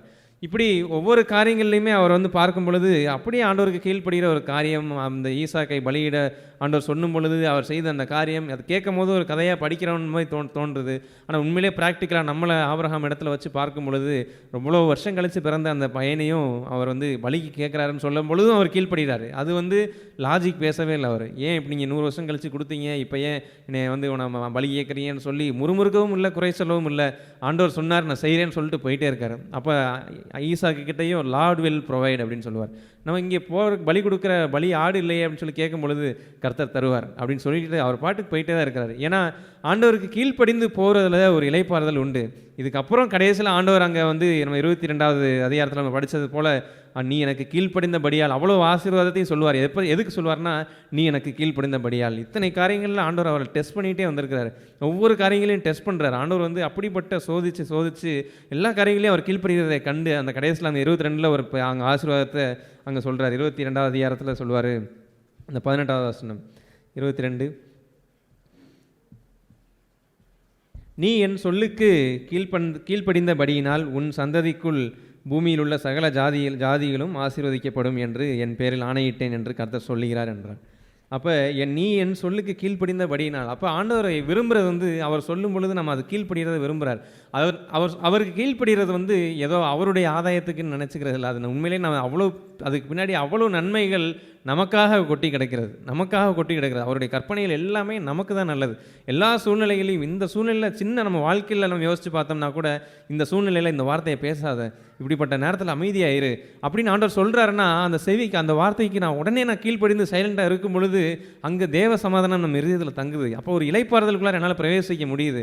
ஸ்ட்ரைவ் தான் இருக்குது. அதாவது அந்த இளைப்பாறுதலில் பிரவேசிக்கிறதுக்கு நமக்கு ஒரு ஸ்ட்ரைவிங் இருக்கும். நமக்குள்ளார ஒரு சின்ன போராட்டம் இருந்தாலும் அதை நான் அந்த இளைப்பாறுதலுக்குள்ளே தான் நான் பிரவேசிக்கணும். நான் வந்து என்னுடைய தோணுதல் படியாக எனக்கு என்னெல்லாம் தோணுதோ நான் அதை செய்கிற ஒரு இடத்துல போயிடாதபடி, என் பார்வைக்கு இதுதான் சரி. அப்போ அங்கே லோத்து சூஸ் பண்ணப்போ அந்த இடத்துல இமீடியட்டாக அவருக்கு ஒன்றும் கான்சிக்வன்ஸ் தெரியல. அவர் செஞ்ச உடனே எனக்கு என்ன ஒன்றும் நடக்கலை, நல்லா தான் இருக்குது அப்படின்னு தானே இருந்திருப்பார். ஆனால் அந்த வசனத்திலே படிக்கிறோம், அந்த சோதம் குமாராவை அழிக்கிறதுக்கு முன்பதாகன்னு சொல்லி இருக்கு. அப்போ ஒரு நாளில் அந்த சோதம் குமாரா அழிக்கப்படுது. அப்போ பின்னாடியே தான் அந்த டிஸ்ட்ரக்ஷனே ஃபேஸ் பண்ணுறாங்க. என்றைக்குமே வந்து இமீடியட்டாக நமக்கு வந்து என்றைக்குமே ஒரு அழிவு இருக்குன்னா அந்த அழிவு உடனே கண்ணுக்கு தெரியாது. கொஞ்சம் நாள் போன பிறகு தான் கண்டு, அன்றைக்கே நான் கீழ்ப்படிஞ்சிருந்தேன்னா, அன்றைக்கே நான் ஆண்டவருக்கு செவி கொடுத்துருந்தேன்னா அப்படின்னு யோசிக்கக்கூடிய ஒரு இடத்துல போய் விட்டுரும். ஆனால் அது இல்லாதபடி ஆண்டவர் என்னெல்லாம் சொல்கிறாரோ அதுக்கு நான் அப்படியே அவருடைய கற்பனைகளுக்கு கீழ்ப்படிந்து நடக்கக்கூடிய ஒரு இடத்துல நான் வாழும் பொழுது உண்மையிலே அதுக்கு பின்னாடி இருக்கிற இளைப்பாறுதலை என்னால் சுதந்திரிக்க முடியும். ஆண்டவர் எனக்குன்னு வைத்திருக்கிற அவருடைய இளைப்பாறுதல், அவர் எனக்குன்னு வைத்திருக்கிற இளைப்பாறுதல், எனக்காக யாவையும் செய்து முடித்தாருன்னு சொல்லும் பொழுது இந்த வாழ்க்கையில் நான் அவரையே நோக்கி பார்த்து பின் நடந்து போகிற எனக்கோ என் வாழ்க்கையில் எதுவுமே மிஸ்டேக் கிடையாது. என் வாழ்க்கையில் இருக்க என் மனைவி, என் பிள்ளைகள், என் குடும்பத்தார், என் மாமனார் மாமியார், என்னுடைய சபையில் இருக்கிற ஜனங்கள், என் வேலை ஸ்தலத்தில் நான் சந்திக்கிற என் வேலை ஸ்தலத்தில் எனக்கு கீழே வேலை பார்க்குற ஒருவர் இருவராக இருந்தால் கூட பரவாயில்ல, அவங்களும் சரி, என் கூட வேலை பார்க்குறவங்க எதுவுமே மிஸ்டேக் கிடையாது. எல்லாத்தையுமே ஆண்டவர் அங்கே அனுமதிச்சு எல்லாத்துலேயுமே ஒரு பிளான் வச்சு தான் என் வாழ்க்கையில் நடத்திட்டு இருக்கிறார். அப்படி இருக்கும் பொழுது அவர் எனக்காக யாவையும் செய்து முடித்தார் என்ற அப்படிப்பட்ட ஒரு காரியத்தில் நான் அந்த இளைப்பாறுதலை நான் போய் உள்ள பிரவேசிக்கும் பொழுது நானாக போராடி எல்லா காரியங்களையும் சரி செய்து கொள்ளலாம் அப்படின்னு நினைக்காம இல்லாதபடி, இல்லது என் பார்வைக்கு இது சரியான பாதை என்று நான் சூஸ் பண்ணாதபடி ஆண்டவருக்குள்ளார நான் நிலைத்திருந்து அப்படியே அமர்ந்திருந்து, அப்போ அமைதியாக இருந்தால் ஆண்டவர் அங்கே ஆபிரகாம் வந்து எப்பயுமே அதே இடத்துல இல்லை. ஆண்டவர் சொன்ன உடனே அவர் ஹி மூவ் த டென்ட்னு சொல்லி படிக்கிறோம். ஆண்டவர் அங்கே சொன்னார், அப்புறம் அவர் கிரியை செய்கிறார், அப்புறம் ஒன்று செய்கிறார். அப்படி ஆண்டவருக்குள்ளாக அந்த இளைப்பாறுதலின் ஜீவியத்துக்குள்ளாக நம்ம பிரவேசிக்கிறது ஆண்டவர் நமக்குன்னு வைத்திருக்கிற ஒரு பெரிய ஆசீர்வாதம். கீழ்ப்படுகிறதுங்கிறது அவ்வளோ பிரியமான ஒரு ஆசீர்வாதமான ஒரு வாழ்க்கை தான். ஒபீடியன்ஸுக்கு பின்னாடி அவ்வளோ ஒரு சந்தோஷம் இருக்குது. ஆண்டவர் சொல்கிற அந்த காரியத்தை கீழ்ப்படிஞ்சு வாழும் பொழுது, நல்லவேளை நான் கீழ்ப்படிஞ்சேன்னா ஒரு உண்மையான உத்தமமான ஒரு கிறிஸ்தவன் அதுதான் அவனுடைய சாட்சியாக 100க்கு 100 இருக்கும்.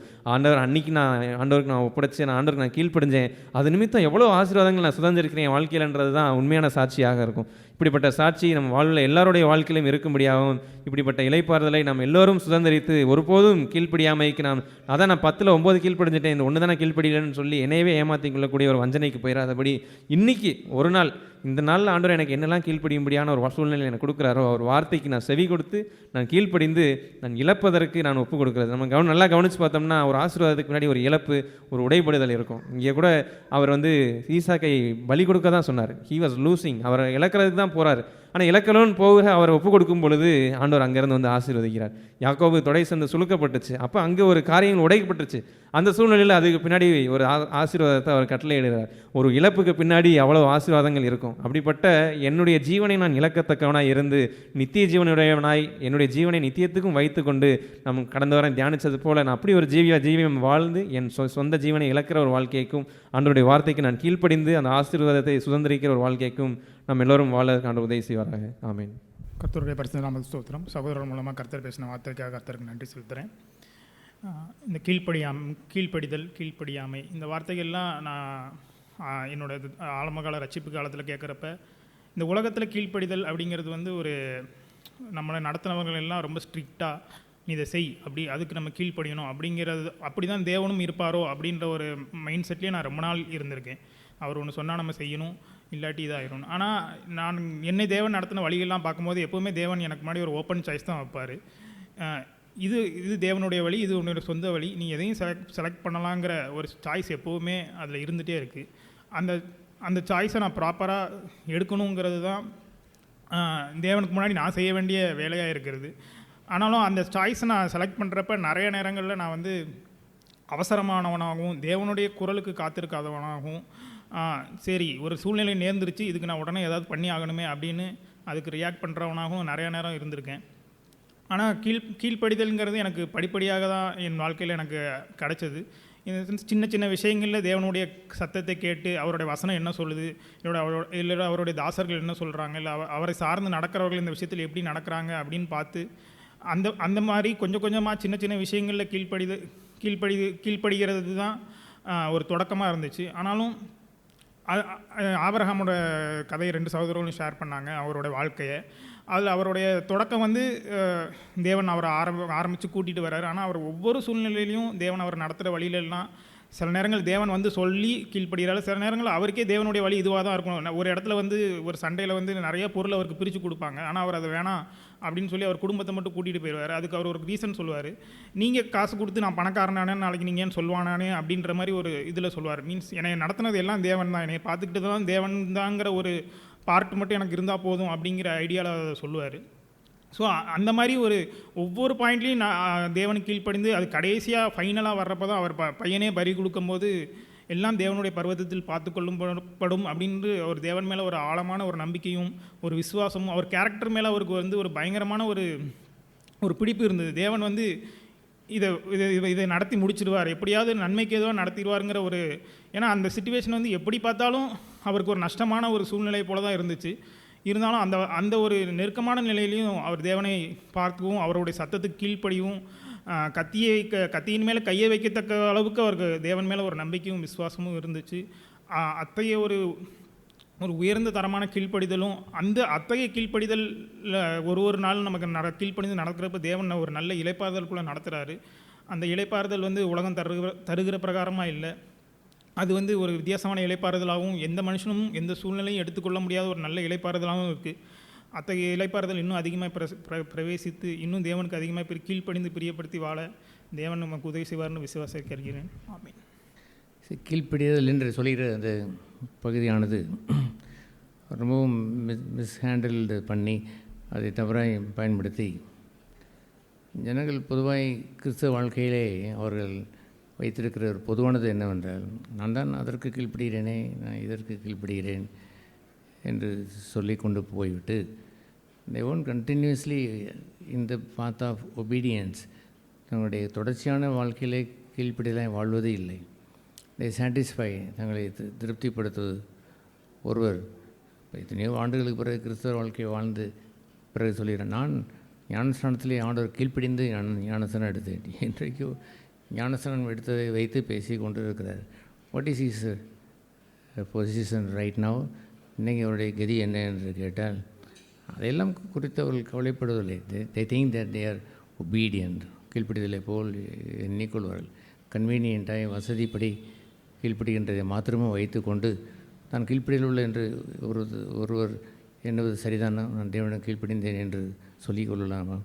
கன்வீனியண்ட்டாக தன்னுடைய கணவனுக்கு எல்லாவற்றிலையும் வாங்கத்தான் பொங்கத்தான் என்று எல்லாம் நன்றாக பேசிவிட்டு and they are not convenient, they change the tone, அந்த டோனை மாற்றி அவர்கள் பேசும்பொழுது that not the obedience, அந்த கீழ்ப்படிதல் என்பது காரியமே இல்லை. ஆகவே கீழ்ப்படிதல் என்று சொல்வது என்னவென்று சொன்னால் டில் டு தி எண்ட், மரண வரைக்கும் கீழ்ப்படிந்தார். அதில் தான் இயேசு கிறிஸ்துவனுடைய கமிட்மெண்ட் இருந்தது. அவர் தன்னுடைய பிதாவுக்கு அடங்கியிருந்தார். அந்த ஆல் சரண்டர், அதற்கு பேர் தான் கீழ்ப்படிதல். எப்படி அவர் அந்த ஆபிரகாமுக்கு அவர் சொன்னார், இப்பொழுது அறிந்திருக்கிறேன் என்று சொல்லும்போது இப்பொழுது என்று சொல்கிற வார்த்தை ஐ லவ் இட், அதை நேசிக்கிறேன். God has said to me yes, then I am happy about that, மகிழ்ச்சி அடைகிறேன். அவர் ஊரை விட்டு வெளியே வந்து கீழ்ப்படிந்தார். ஊர் என்ற அந்த இடத்தை விட்டு கீழ்ப்படிந்தார். தேராகவே விட்டு வந்தாராம், கீழ்ப்படிந்தார். அவர் லோத்தை பற்றி பார்க்கும் பொழுது அந்த இடத்தை விட்டு அதை ஃபைட் பண்ணாதபடி இருப்பதற்கு கீழ்ப்படிந்தார். That's right. அதெல்லாம் இருந்தபடினாலே கீழ்ப்படிதல் என்று ஆபிரகாம் கொண்டாடவும் இல்லை. அவரும் அதை குறித்து அவன் மகிழ்ச்சி அடையவில்லை. அவன் மகிழ்ச்சியெல்லாம் எப்பொழுது என்று சொன்னால், யுவர் ஓன்லி ஒன் சன், ஒரே ஒரு குமாரன் காஸ்ட்லியாக ஒன்றை அவர் கேட்டபொழுது அவர் எண்ணியிருந்தால் அந்த நைட்டிலே அவர் பேசுகிறார், அதிகாலையிலே வருவதற்குள்ளாகவே ஒன்றும் யாருக்கும் சொல்லாதபடி மறைத்து வைத்திருக்கலாம். டிசொபீடியன்ஸ் இன் எ ஹிடன் வே, மறைவான ஒரு வயிற்றிலே வைத்து கீழ்ப்படியாமை வைத்திருக்கிறதை குறித்து அநேகர் எண்ணுவதில்லை. தி டோன்ட் திங்க் தன்னுடைய இருதயத்தை சோதித்தருகிறவர் கர்த்தர் என்பது அவர்களுக்கு புரிவதில்லை. அவர்கள் அந்த கீழ்ப்படியாமை குறித்து அவர் என்ன சொல்வார், அந்த கீழ்ப்படியாமைகள் போனபடியானாலே அவிசுவாசம் உள்ளே வந்தது, அந்த அவிசுவாசம் பொல்லாத இருதயத்தை கொண்டு வந்தது என்று அங்கே எபிரேயர் 3 வாசிக்கிறோமே. அதுபோன்று அவருடைய இருதயம் பொல்லாததாய் மாறிவிட்டது என்பதை அவர்கள் யோசிப்பதே இல்லை. God looks at my heart, என் இருதயத்தை பார்க்கிறார் என்பது இருதயத்திலேயே வழி விலகி போகின்ற ஜனம், பொல்லாத இருதயத்திலேயே வழி விலகி போனார்கள் என்று அந்த அந்த வசனத்திலே அவர் சொல்லுவார். எங்கே வழி விலகி போனார்கள்? in the heart. they don't obey in the heart. இருதயத்திலே அவர்கள் கீழ்ப்படிவதில்லை. whatever it is. தன்னுடைய கணவனை குறித்து அந்த ஆபிரகாமை அந்த சாராளை குறித்து என்ன எழுதியிருக்கிறது? அவள் விசுவாசத்தில் வல்லவர் அவளும் ஆனாள், அவளும் விசுவாசத்திற்கு தாயானாள். நீ அவளைப் போலவே நீங்கள் உங்களுடைய சொந்த புருஷனுக்கு நீங்கள் கீழ்ப்படிந்திருந்தால் யூ ஒன்ட் ஃபியர் எனிதிங், ஒன்றிற்கு கவலைப்படாது அந்த சாராளையைப் போலவே விசுவாசத்திற்கு தாயாய் உங்களுக்கு மாறிவிடுவாள். அப்புறம் விசுவாசத்தின் தந்தை என்று சொல்வதைப் போலவே ஸ்திரீகளுக்கும் விசுவாச தாயாய் மாறுவதற்கு என்னவோ காரணமாக இருந்தது?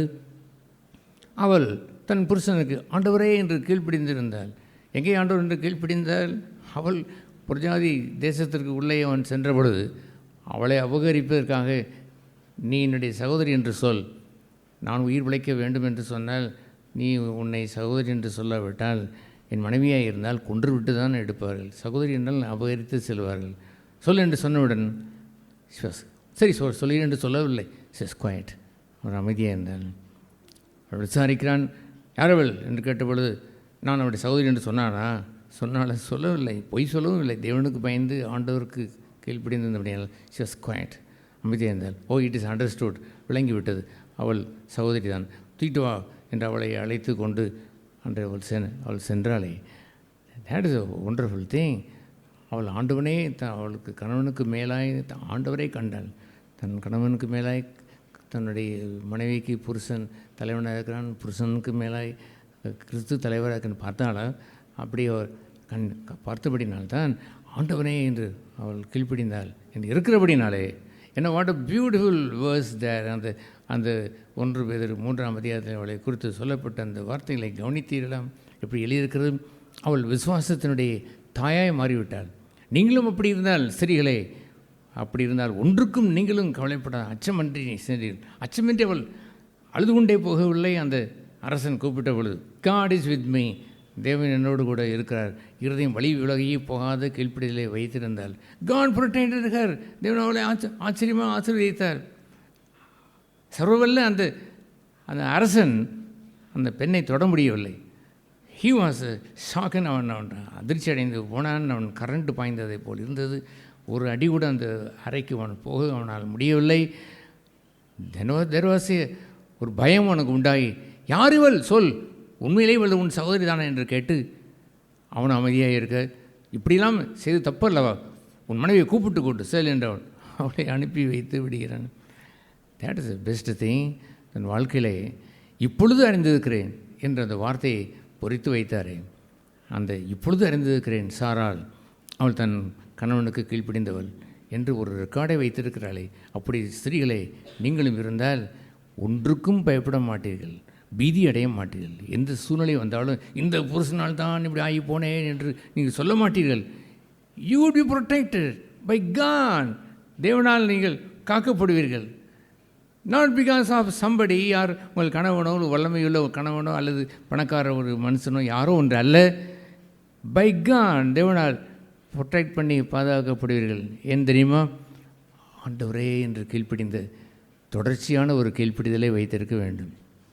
உங்களுக்கு ஆண்டவர் சொன்னாரா, இப்பொழுது நான் உன்னை அறிந்திருக்கிறேன், you are a committed person, நீ என்னை முற்றிலுமாய் அர்ப்பணித்தவன், ஆல் சரண்டர், முற்றிலும் எனக்கு ஒப்பு கொடுத்தவன். அவன் தன்னுடைய ஒரு மகனை மாத்திரமாக ஒப்பு கொடுத்தான். தன்னையே ஒப்பு கொடுக்கிறான். தன்னை ஒப்பு கொடாத ஒரு மனுஷன், தன்னை ஒரு பெரிய வட்டமாய் பார்க்காத ஒரு மனுஷன், சின்ன வட்டமாக இருக்கிற பிள்ளையை எப்படி அவன் ஒப்பு கொடுப்பான்? அலாங் வித் ஹிம், தன்னோடு கூட சேர்த்து அந்த அவனையும் ஈசாக்கையும் கொண்டு வந்து ஒப்பு கொடுத்தானே. Commitment, all surrender. ஒரு பியூட்டிஃபுல் சாங்கை அந்த நாட்களில் அடிக்கடி நான் என்னுடைய யங் ஏஜிலே நான் படிப்பது உண்டு.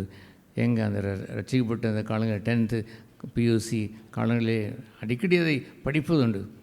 I am so glad that I surrendered with God from the beginning it self.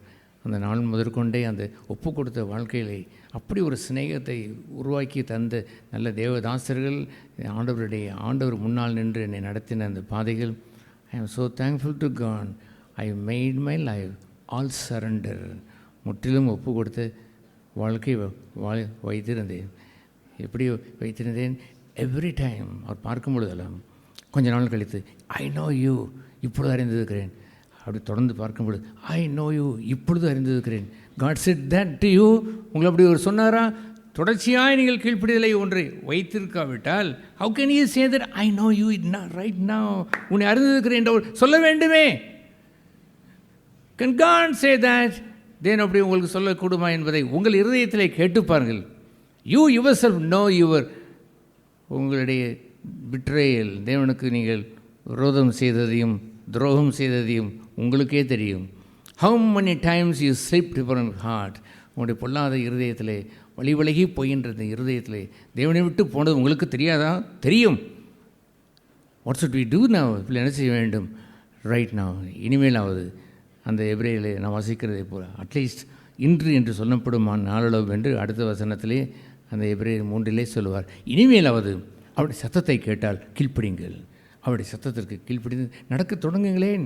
ஏன் இப்படி பழைய வாழ்க்கையை கேட்டு உங்களை டிச்சிலே போட்டு மூடிவிட்டு ஹோப்லெஸ் என்று வைப்பதற்காக ஆண்டவர் உங்களை அழைத்திருக்கிறார். அதற்காக நாம் சபையிலே கூடி வந்திருக்கிறோம்.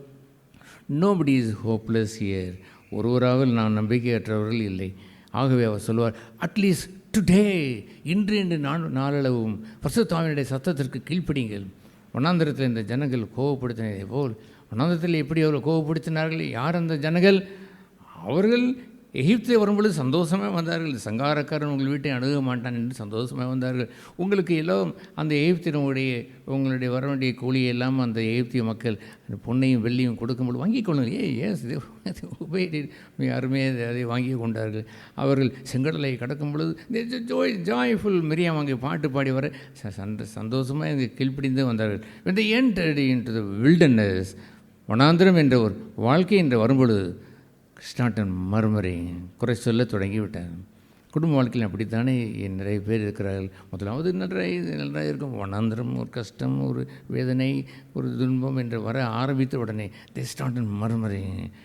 இதற்கு கீழ்ப்படி வேண்டுமா, அதற்கு கீழ்ப்படி வேண்டுமா என்றெல்லாம் அவர் சொல்லுகின்ற வாழ்க்கை வந்துவிடணும்.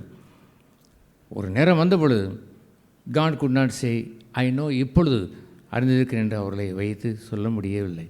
கோ, பொங்கல், நீங்கள் இந்த வாக்குத்தத்தம் பண்ணப்பட்ட இந்த பூமியை யோர்தானை கடந்து நீங்கள் அந்த எரிகோ அந்த பட்டணத்திற்குள் நீங்கள் போகிற அந்த பட்டணம் இருக்கிறது, பேய்களும் பூதங்களும் அங்கே இருக்கிறது என்று அவர்கள் மற்றவர்கள் சொல்லும் பொழுது இவர்களோ தே காட் தட் ஃபெய்த், அந்த விசுவாசம் உடையவர்களாய் அவர் வந்து அந்த ஜோசுவாவும் காலேபும் வந்து நின்றதை போல் இப்பொழுது அறிந்திருக்கிறேன். They are the men of faith, விசுவாசம் உள்ளவர்கள். அவர்கள் வாக்குத்தத்தம் செய்யப்பட்ட அந்த பூமிக்குள் நுழைவார்கள். All the times murmuring, complaining, they are not continuing in the obedience, surrender, all surrender life வைத்திருந்தாலும், முற்றிலும் ஒப்பு கொடுத்த வாழ்க்கையை வைத்திருந்தார்கள். எதற்கெடுத்தாலும் அவர்கள் எதை வைத்தாலும் முறுமுறுத்து கொண்டு கீழ்ப்பிடிதலை கண்டினியூஸாக பாதுகாத்தார்களா? சகோதரிகளை கேளுங்கள், உங்களுடைய கீழ்ப்பிடிதலை கண்டினியூஸாக பார்த்தீர்களா? சகோதரிகளை கேளுங்கள், அவர் தன்னுடைய மரண வரைந்தும் கீழ்ப்பிடித்தார் என்பதை கண்டினியூஸாக வைத்திருந்தீர்களா? To whom he obeyed, not just the people, ஜனங்களை பார்த்து கீழ்ப்பிடிந்து தொட்டு காலை கும்பிட்டு வருவதை நான் கேட்கிறேன். No, not like that. They obeyed God. தேவனுக்கு முன்பாக தங்களை வைத்து கீழ்ப்பிடிந்து he obeyed the Lord at the கெத்செமனேயுடைய அந்த கொல்கத்தா அடிமரத்துக்கு கீழே உட்கார்ந்து கண்ணீர் விட்டு அழுது, என் சித்தம் வேண்டாம் ஐயா, எஜமானனே உன் சித்தம் ஆக வேண்டும் என்று கேட்டாரே, அந்த போன்ற ஒரு கீழ்ப்பிடிதல். whether God said to you, God said to me, it is so happiness, மகிழ்ச்சி உள்ளது என்னவென்றால் God said to me என்பதுதான். God said to you, இப்பொழுது அறிந்திருக்கிறேன். இவர்கள் obedience is broken here and there, அங்கே இங்கேயும் சீரழித்து விட்டு உங்களுக்கு வசதியாக இருந்தால் ஒன்றை கீழ்ப்படியலாம் என்று எண்ணிக்கொண்டு வாழ்வதை அதை கீழ்ப்படிதல் என்று சொல்லிக் கொள்ளலாமா? சகோதர சகோதரிகளே, கீழ்ப்படிந்தவர்கள் இந்த இளைப்பாறுதலுக்குள் பிரவேசித்தார்கள். எனக்கும் வரட்டும், காதேஷ் பர்னேயா வரட்டும், நான் இந்த பாலும் தேனும் ஓடுகின்ற தேசத்திற்கு போ என்று சொன்னால் நான் சந்தோஷமாக போய்விடும் என்று எண்ணிக்கொண்டு இருக்கிறீர்களா? நீங்களுடைய வாழ்க்கையில் எங்கேயோ நின்று கொண்டு இருக்கிறீர்கள், எங்கேயோ முறுமுறுத்து கொண்டு அங்கே அழுது கொண்டு உட்கார்ந்து கொண்டு இருக்கிறீர்கள். அது எல்லாத்தையும் தாண்டி அவரை விசுவாசித்து கீழ்ப்பிடித்தவர்கள் விசுவாசம் கொண்டிருந்தார்கள். அந்த விசுவாசத்தில் நீங்கள் கடந்து அந்த பாதையிலே தொடர்ச்சியாக நீங்கள் நடந்து வந்தவர்கள் தானே விசுவாசித்தவர்கள் உள்ளே பிரவேசித்தார்கள் என்று சொல்வதெல்லாம், அவிசுவாசித்தவர் அவர்கள் பொல்லாத இதயம் கொண்டு எங்கேயோ உட்கார்ந்து விட்டார்கள், எங்கேயோ இருக்கிறார்கள், அழுது கொண்டு இருக்கிறார்கள், தங்களுடைய சூழ்நிலையை கட்டிப்பிடித்து கொண்டு அழுகிறார்கள். அந்த மார்த்தாளை மரியாதை குறித்து சொன்னபொழுது அவள் லாசரு மரித்த சமயத்தில் வெளியே ஓடினாள் என்று சொன்னபொழுது, சரிதான், வழக்கம் போல் எல்லாரும் அழுவதைப் போலவே அந்த அந்த அந்த டூம்பு அந்த கல்லறையை கட்டி பிடித்து கொண்டு அழப்போகிறாள். எல்லோரும் அப்படித்தான் அழுவார்கள். அதுபோல் செத்துப்போன பழைய காரியத்தை பிடித்து கொண்டு கட்டி பிடித்து அழப்போகிறான் என்று எண்ணிக்கொண்டிருந்த பொழுது, மரியாளோ சிறன் டு ஜீசஸ் ஃபீட், இயேசுடைய பாதத்தண்டிலே போய் விழுந்தார். சி ஃபவுண்ட் தி ரிசரக்ஷன். அவளுக்கு ஆண்டவர் மாபெரும் அந்த எழுப்புதலை அவர் காண்பித்தார். அதுபோன்ற ஒரு வாழ்க்கையை கொண்டு வந்திருக்க வேண்டாமா? பழைய விலையை வைத்து என்றைக்கோ ஒரு நாள் கடந்து விட்டு வரட்டும், ஒரு நாள் மரணம் வரும் பொழுது எல்லோரும் என்னை சுற்றி பரலோகமே என் சொந்தமே என்று பாடுவார்கள். அப்படி பாடுகின்ற நேரத்தில் அப்படி சொந்தம் ஓடிவிடலாம் என்று எண்ணிக்கொள்ளாதீர்கள். கீழ்ப்பிடிந்தவர்கள் அந்த இளைப்பாறுதலுக்குள் பிரவேசித்தார்கள். அவர்களுக்கு விசுவாசம் இல்லை. விசுவாசித்திருப்பானால் இளைப்பாறுதலுக்குள் பிரவேசித்திருப்பார்கள். அந்த குறித்து என்ன எழுதியிருக்கிறது? அந்த எபிரேயர் 3ஆம் அதிகாரத்திலே, பின்னும் என்னுடைய இளைப்பாறுதலில் 18ஆம் வசனம் 3:18 இளைப்பாறு பிரவேசிப்பதில் என்று அவர்களை குறித்து ஆணையிட்டார். டெஃபினட்டாக சொன்னார், 100க்கு 100 சொன்னார். இளைப்பாறுதலுக்குள், பரலோகம் என்பது இளைப்பாறுதலுக்குள் பிரவேசித்திருக்கிற இடம். அங்கே பதஷ்டமும் அங்கே ஆத்திரங்களும் மூர்க்கங்களும் அங்கே இடம்பெறுவது இல்லை. அங்கே இளைப்பாறுதல் உள்ளவர்கள் தான் பிரவேசிப்பார்கள் என்று ஆணையிட்டு இவர்கள் பிரவேசிக்க மாட்டார் என்று யாரை குறித்து சொன்னார்? கீழ்ப்படியாதவர்களை குறித்து அல்லவோ. பின்பு அதை யாரோடு லிங்க் பண்ணினார்? ஆதலால் அவிசுவாசத்தினாலே என்று அவர் குறிப்பிட்டார் அல்லவோ. கீழ்ப்படியாமைக்கும் விசுவாசத்திற்கு இவ்வளோ பெரிய டேஞ்சர் இருக்கிறது கண்டீர்களா? அதுபோன்று கண்டினியூஸாக உங்களை all surrendered life with God, தேவனுக்கு முற்றிலும் அர்ப்பணிக்காத வாழ்க்கை, அதுதான் கீழ்ப்படிதல். சும்மா நீங்கள் எண்ணிக்கொண்டிருப்பதை போல் அவ்வப்பொழுது கீழ்ப்படிகின்ற ஒரு கீழ்ப்படிதல் அல்ல. கண்டினியூஸாக தொடர்ச்சியாக வர வேண்டும். தென் அவர்கள் கொஞ்சம் விஷயத்திலே உண்மையாக இருக்கின்ற பொழுது ஊரை விட்டு போனான், தேராக விட்டு போகிறான், அவன் ஒரு இடத்தை பசுமையான இடத்தை விட்டு விடுகிறான். Then he comes to this own Sun, ஒரே மகன் என்று வரும்பொழுது, அந்த நாட்களே ஒரு பரிசுத்தவான் எழுதினதை என்னுடைய 10th and 11th ஸ்டாண்டர்டில் நான் பியூசி காலத்தில் படித்திருக்கிறேன். ஆபிரகாம் தன் ஒரே பேரானுக்குமான ஒப்புக்கொடு என்று சொன்ன உடனே, ஒப்பு கொடுத்ததை கண்டவுடன் பிதாவாகிய தேவன் துரிதம் கொண்டார். என்ன துரிதம் கொண்டார்? இந்த மனுஷன், இந்த ஆபிரகாம், இந்த மனுஷன் ஏகபுத்திரனை கொடுத்து விட்டான் என்றால், நான் என் ஏகபுத்திரனை இன்னும் பிடித்து கொண்டு வைத்திருப்பதா? I will send my own son, என்னுடைய சொந்த மகனையே குயிக்காய் அனுப்புவேன் என்று பிளான் பண்ண தொடங்கி வெகு சீக்கிரத்திலே அவர் இந்த பூமியிலே அவர் மானிடனாய் ஒரே பேரான குமாரனை தந்தரலி என்ற இடத்திற்கு வந்தார். ஆல் கிறிஸ்டியன் லைஃப், இந்த கிறிஸ்தவ வாழ்க்கை முழுவதும் all surrendered life to God, தேவனுக்கு ஒப்பு கொடுத்த வாழ்க்கை வேண்டும். அது போன்றவர்கள் தான் பெறுகின்ற சாட்சி என்னென்றால், ஐ நோ யூ, இப்பொழுது அறிந்திருக்கிறேன். ஒரு SSLC சர்டிஃபிகேட் கொடுத்து உங்களுக்கு ஒரு கையில் ஒன்றை கொடுக்கும் பொழுது 8th ஸ்டாண்டர்டில் கொடுத்து விட மாட்டாங்க. ஐயா, நீங்கள் LKGயை பாஸ் பண்ணாதான் அங்கே உட்கார்ந்து கொண்டு SSLC சர்டிஃபிகேட்டை ஒருவன் உங்களோடு இருந்தவன் வாங்கி கொண்டு போய்விட்டான். நீங்கள் உங்களுக்கு கிடைக்கும் என்று எண்ணிக்கொண்டு இருக்கிறீர்களோ? ஒரு நாள் வரும், 10 வருஷம் முடிந்த உடனே எனக்கு எல்லோரும் கொடுக்கறதே போல கொடுத்து விடுவார்கள், நானும் வாங்கி கொண்டு பரலோகமே என் சொந்தம் என்று போய்விடலாம், இளைப்பாறுதல் பிரவேசிக்கலாம் என்று எண்ணுகிறீர்களோ? You should continuously obey all surrendered life. முற்றிலும் ஒப்புவித்த வாழ்க்கையை வாழ வேண்டும். அல்லேலூயா. அதுபோன்று ஒரு வாழ்க்கை, அந்த வாழ்க்கையை வாழும் பொழுது தான் தேர் இஸ் அ ரெஸ்ட் தேர், அங்கே ஒரு இளைப்பாறுதல். அதை குறித்து அவர் என்ன அங்கே எழுதுகிறார்? அந்த இளைப்பாறுதலில் பிரவேசிப்பதற்கு ஜாக்கிரதையாக இருங்கள். 11ஆம் வசனத்தில் 4:11 அந்த திருஷ்டாந்தத்தின்படியே ஒருவனாயிலும் அந்த சொந்த கிரிகளை செய்தாலும் பாருங்கள். 10ஆம் வசனத்திலே அவர் இளைப்பாறுதலுக்குள் பிரவேசித்தவன் தேவன் தன்னுடைய கிரிகளை முடித்து ஓய்ந்ததைப் போலவே தானும் தன் கிரிகளை முடித்து ஓய்ந்திருப்பான். என்றைக்கு செத்துப்போன பிறகு ஓய்ந்திருப்பானா? அந்த அந்த காஃபின் பெட்டிலே எழுதி வைத்திருப்பார்கள், today he enter the rest, இன்று அவர் இளைப்பாறுதலுக்குள் பிரவேசித்திருக்கிறார்.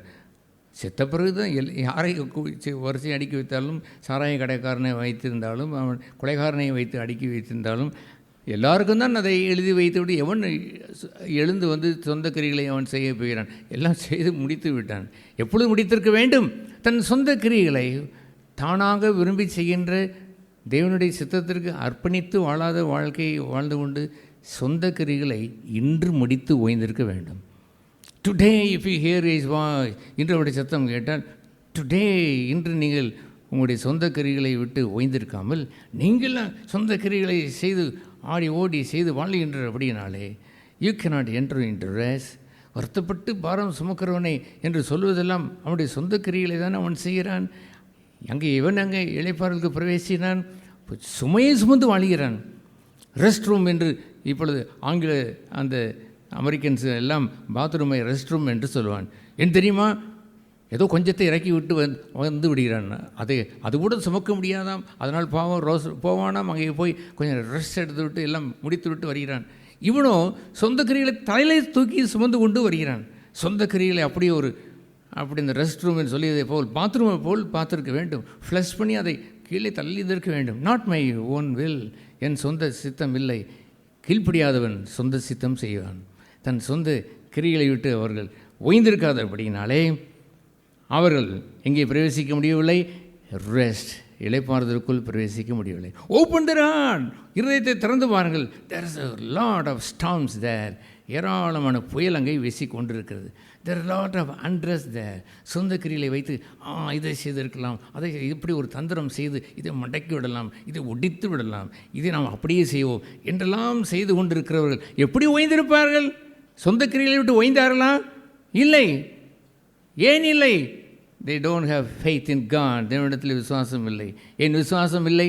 there is no all surrendered life. முற்றிலும் ஒப்பு கொடுத்த வாழ்க்கையை வாழவில்லை. கீழ்ப்படியாமை அவர்களை என்றைக்கோ தொற்றி கொண்டு விட்டது. இப்பொழுது அறிந்திருக்கிறேன் என்று அந்த சாட்சியை பெற்றார்களா? இல்லை. என்று உங்களுக்கு ஆண்டவர் ஐ know you now you are obedient, எனக்கு கீழ்ப்படியதுள்ளவன், நீ மரணபரியந்தம் எனக்கு பயந்து வாழ்பவன் என்று அவர் சொன்னாரோ, உன் மகனையே ஒப்பு கொடுத்து விட்டாய், ஐ ஆம் ஸோ அட்மயரிங், உன்னை குறித்து ஆச்சரியம் அடைகிறேன் என்று உங்களை ஏற்றுக்கொண்டாரோ, அது போன்ற ஒரு வாழ்க்கை வாழுகின்றவன் தான் they will be people of rest. நம்மை குறித்து ஒரு வார்த்தை சொல்லப்பட வேண்டும் என்று சொன்னால் they're all people of rest. இளைப்பாறலில் இருப்பவர்கள் தங்கள் சொந்த கிரிகளை தலையில் தூக்கி கொண்டு சுமப்பது அல்ல. தாங்கள் ஏதாவது பாரமாக இருந்தது என்றால் உடனே சென்று அவரிடத்தில் கொண்டு ஒப்படைத்து விட்டு ஆத்துமாவளை இளைப்பாறலை அவர்கள் காண்பார்கள். அவர்கள் வருத்தப்பட்டு கஷ்டப்பாடுபட்டு நம்மை போல் இழுத்து கொண்டு போகிற ஜனங்கள் இல்லை. முகத்தை பார்த்தீங்களா? ஒரு கஷ்டம் இல்லாதவன் போன்னு வாழுகிறான். அந்த முகத்தை பாருங்கள். அந்த சிஸ்டரை ஏதாவது கஷ்டமாக இருக்கிறதா? ஒரு கஷ்டமும் இல்லாத போல், ஒரு நிகழ்ச்சியும் நடைபெறாததை போலவே வாழுகிறார்கள். என்னமோ தெரியவில்லை, எங்களுக்கே ரொம்ப ஆச்சரியமாக இருக்கிறது. They are people of rest. இளைப்பாறலுக்குரிய ஜனங்கள் என்று வரும்பொழுது, ஒரு நாள் இங்கே சபையிலே ஆராதனை என்று உங்களை மரண ஆராதனை நடக்கிறது என்று வைத்துக் கொள்ளுங்களேன். அங்கே C is at rest, he is in rest என்று எழுதும்போது உண்மையிலேயே இது வார்த்தை பொய்யல்ல, நிஜமாகவே இவர்கள் இளைப்பாறலை வாழ்ந்தவர்கள் என்று ஒரு ஜெய கம்பீரமாக இருக்க வேண்டும். அல்லாமல் திடீரென்று இந்த ஜெயத்தை ஓடாத ஒருவனுக்கு ஜெயக்கொடியை ஒருவனும் தரமாட்டான், பரிசை அவன் தரமாட்டான். வாழ்நாளெல்லாம் அந்த இளைப்பாறலை அடைந்து ஒவ்வொரு நாளும் அடைந்து அவன் வாழ்ந்திருந்திருக்க வேண்டும். ஹல்லேலூயா.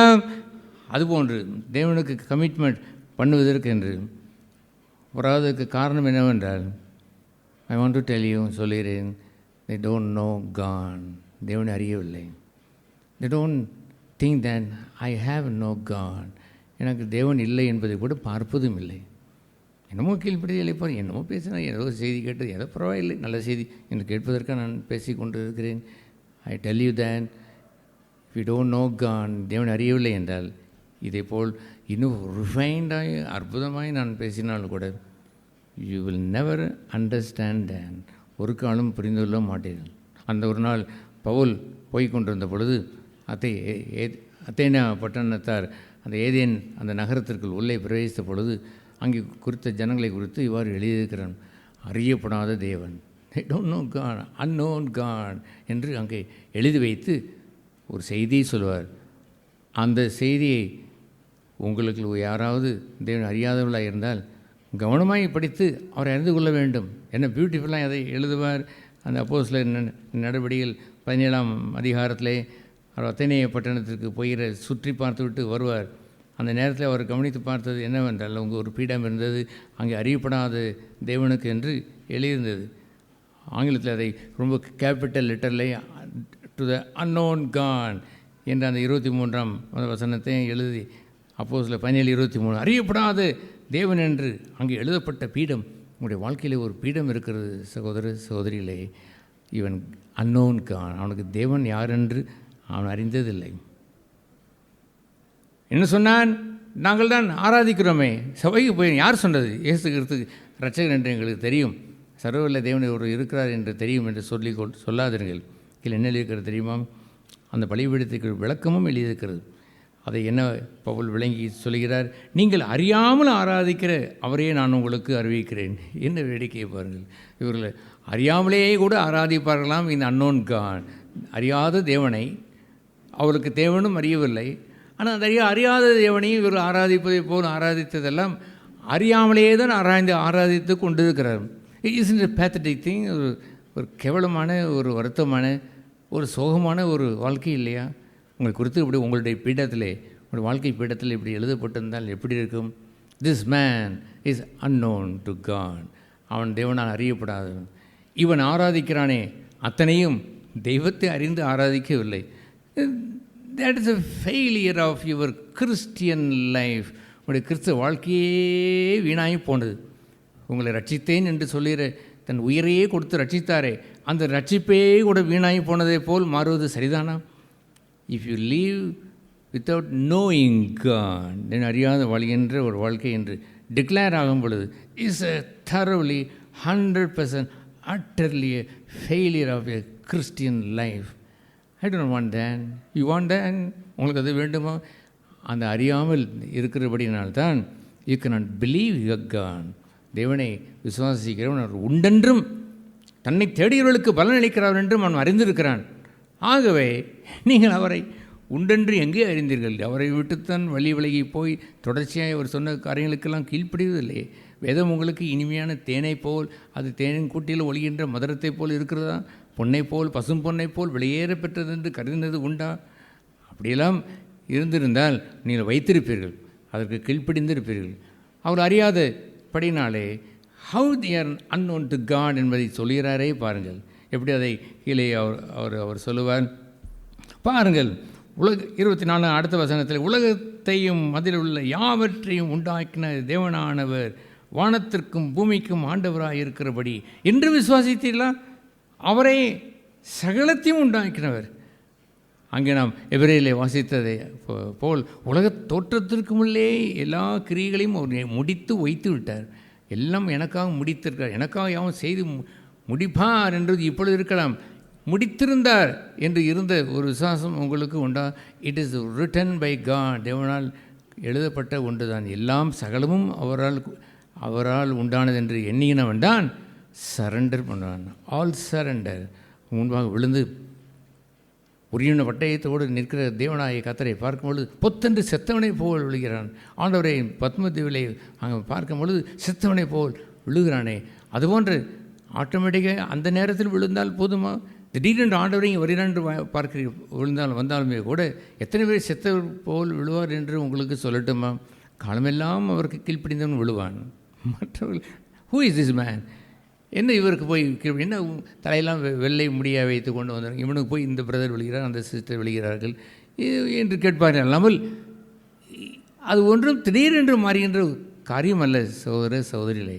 நம்ம ஓடியது போய்விடலாம் என்று எண்ணிக்கொண்டு லோத்து ஓடினாள், மனைவி ஓடினால் முடிந்ததா? அவளால் முடியவே முடியாது. She has to turn back. பழைய வாழ்க்கையை தான் அவள் திரும்பி பார்க்கிறாள். அவளுடைய செல்வாக்கு நிறைந்த தான் என்ற அகம்பாவத்தில் வாழ்ந்த ஒரு அந்த லோத்து மனைவி திரும்பி பார்த்து உப்பு தூணாய் மாறிவிட்டாலே. முடியும் என்று எண்ணீரலாம். திடீரென்று ஆண்டவருக்கு சரண்டர் ஆகிடலாம் எண்ணீரலாம். நான் ஆண்டவரத்தில் போய் சண்டை போட்டாவது நான் பரலோகத்துக்கு போய்விடுவேன் என்று சிலர் என்னிடத்தில் சொல்லியிருக்கிறார்கள். அதுபோல் சண்டை போட்டு போய்விட முடியுமா? தேவனிடம் மதியினரா?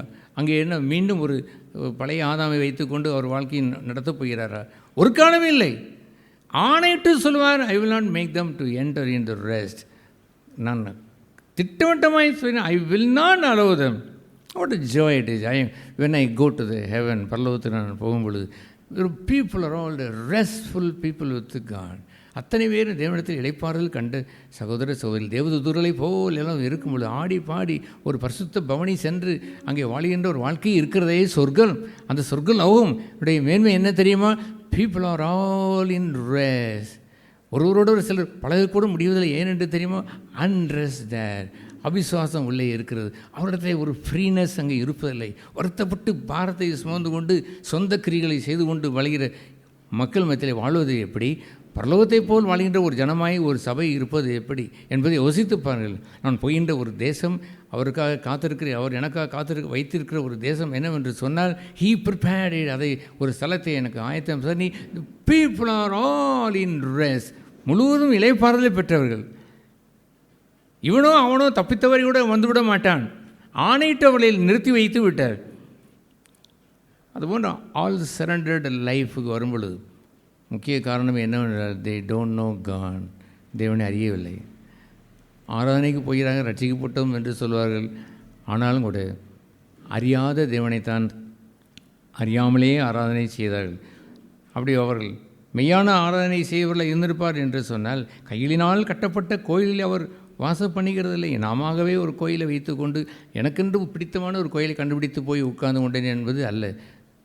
இதோ அந்த பிள்ளையார் கோயில் போகலை என்றால் இந்த பிள்ளையார் கோயில் போகலாம் என்று சொல்வதைப் போலவே கிறிஸ்தவம் இருக்க வேண்டும்.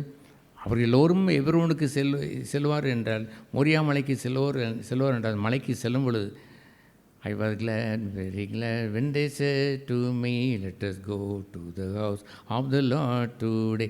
There is singing, there is dancing, there is victory in the house of the Lord today. God is there. Hallelujah. தேவன் அங்கே இருப்பதை அறிந்து போக வேண்டும். கையினால் கட்டப்பட்டு அதே போல் இங்கே ஒரு கோயில் இருக்குது, அதே போல் அங்கே ஒரு கோயிலுக்கு போகலாம் என்று இருக்கலாமா? எங்கே வேணாலும் போகலாம். Whether God is there, you notice then, அதை நோட்டீஸ் பண்ணி தான் போனீங்களா? எனக்கு சௌகரியமாக இருக்கும். இங்கே என்னை கண்டித்தார், அங்கே ஒன்றும் கண்டிக்க மாட்டேன், நல்ல சந்தோஷமாக இருக்கும் என்று இருக்க வேண்டும். கையினால் தாங்களே விரும்புகின்ற ஒரு ஆலயத்தை தெரிந்து கொண்டு போகிறதை ஆண்டவர் ஏற்றுக்கொள்வார் என்று எண்ணுகிறீர்களோ? Whether God is there, தேவன் அங்கே இருக்கிறார் என்று பார்த்து வந்திருக்க வேண்டும். I ask you, even the few people here, இங்கே இருக்க மக்களை நான் கேட்கிறேன், do you all happy because of this church? இந்த சபையில் வந்திருப்பதற்குரிய ஒரு மகிழ்ச்சி வந்திருக்க வேண்டும். என்னவென்றால், God is there, God is in our midst. நாங்கள் 2 பேர் 3 பேராக இருந்தாலும் என்ன, 40 பேராக இருந்தாலும் எத்தனை பேராக இருந்தாலும் என்ன, எங்கள் மத்தியிலே கர்த்தர் இருக்கிறார். நீங்கள் அறியாத கர்த்தர் எங்கள் மத்தியிலே வாசம் செய்கிறார் என்று சொல்கின்ற ஒரு பகுதி இருக்கிறதே. ஹல்லேலூயா. அங்கே அவர் கையினால் அவருக்கு கட்டுகிற அந்த ஆலயத்தை தாங்கள் விரும்புகின்றபடி பொன்னினாலும் வெள்ளினாலும் சித்தரித்து வைத்து அங்கே ஆலயம் என்று எண்ணிக்கொண்டிருக்கிற நேரத்தில் இவர் எப்படியெல்லாம் அவர் சொல்கிறார், எல்லாருக்கும் ஜீவனையும் சுவாசத்தையும் சகலத்தையும் கொடுக்கிற அவர் தமக்கு யாரென்று தேவையானது போல் மனுஷர் கைகளினாலே பணிவிடை கொள்கிறதில்லை. மனுஷனாகிய ஜகல ஜனங்களையும் அவர் ஒரே ரசத்தினாலே தோன்ற பண்ணி பூமியின் மீதெங்கும் குடியிருக்க செய்து, ஹல்லேலூயா, ஹூ மேட் இட், சகல ஜனங்களையும் he made it with one blood. பல்வேறு தேசத்திலே அவர்கள் இருந்தாலுமே கூட தெர் இஸ் ஒன் பிளட். உங்களுடைய பிளட் B+ என்றால், ஒரு நியூசிலாண்டிலிருந்து வந்தவன் B+ இருந்தால் அதை அவர்களுக்கு கொடுக்க முடியும். ஏனென்று சொன்னால், that is the same. Only God, ஒரே தேவன் என்று சொல்லும் பொழுது சகலத்தையும் சிருஷ்டித்தவர் ஒரு ஐடென்டிட்டி வைத்திருக்கிறார். அது என்ன ஈக்குவல் ஐடென்டிட்டி என்று சொன்னால், த சேம் பிளட், ஒரே ரத்தத்தினாலே. உங்களுக்கு அமெரிக்காவிலேருந்தும் ஒருவன் ரத்தம் கொடுக்க முடியும், நான் அமெரிக்காக்காரனுக்கு ரத்தம் கொடுக்க முடியும், நான் ஒரு காட்டுமிராண்டிக்கு கூட ரத்தம் கொடுக்க முடியும், காட்டுமிராண்டி அவன் ரத்தத்தை எனக்கு கொடுக்க முடியும். ஏனென்றால் we are all by God, தேவனால் தரப்பட்ட அந்த ரத்தத்தில் உடையவர்கள். ஜீவன் எல்லோருக்கும் உரியது. ஒவ்வொருவனையும் நான் தேவன் அனுப்பின ஒரு மனுஷனாய்த்தான் நான் வாழும் இடத்திலே காண வேண்டும். நான் பார்த்தவனை அவன் வேறொரு ரத்தம் என்று சொல்லிவிடக்கூடாது. அவனை பார்த்து நான் ஒதுங்கி விடக்கூடாது. All men are created by God.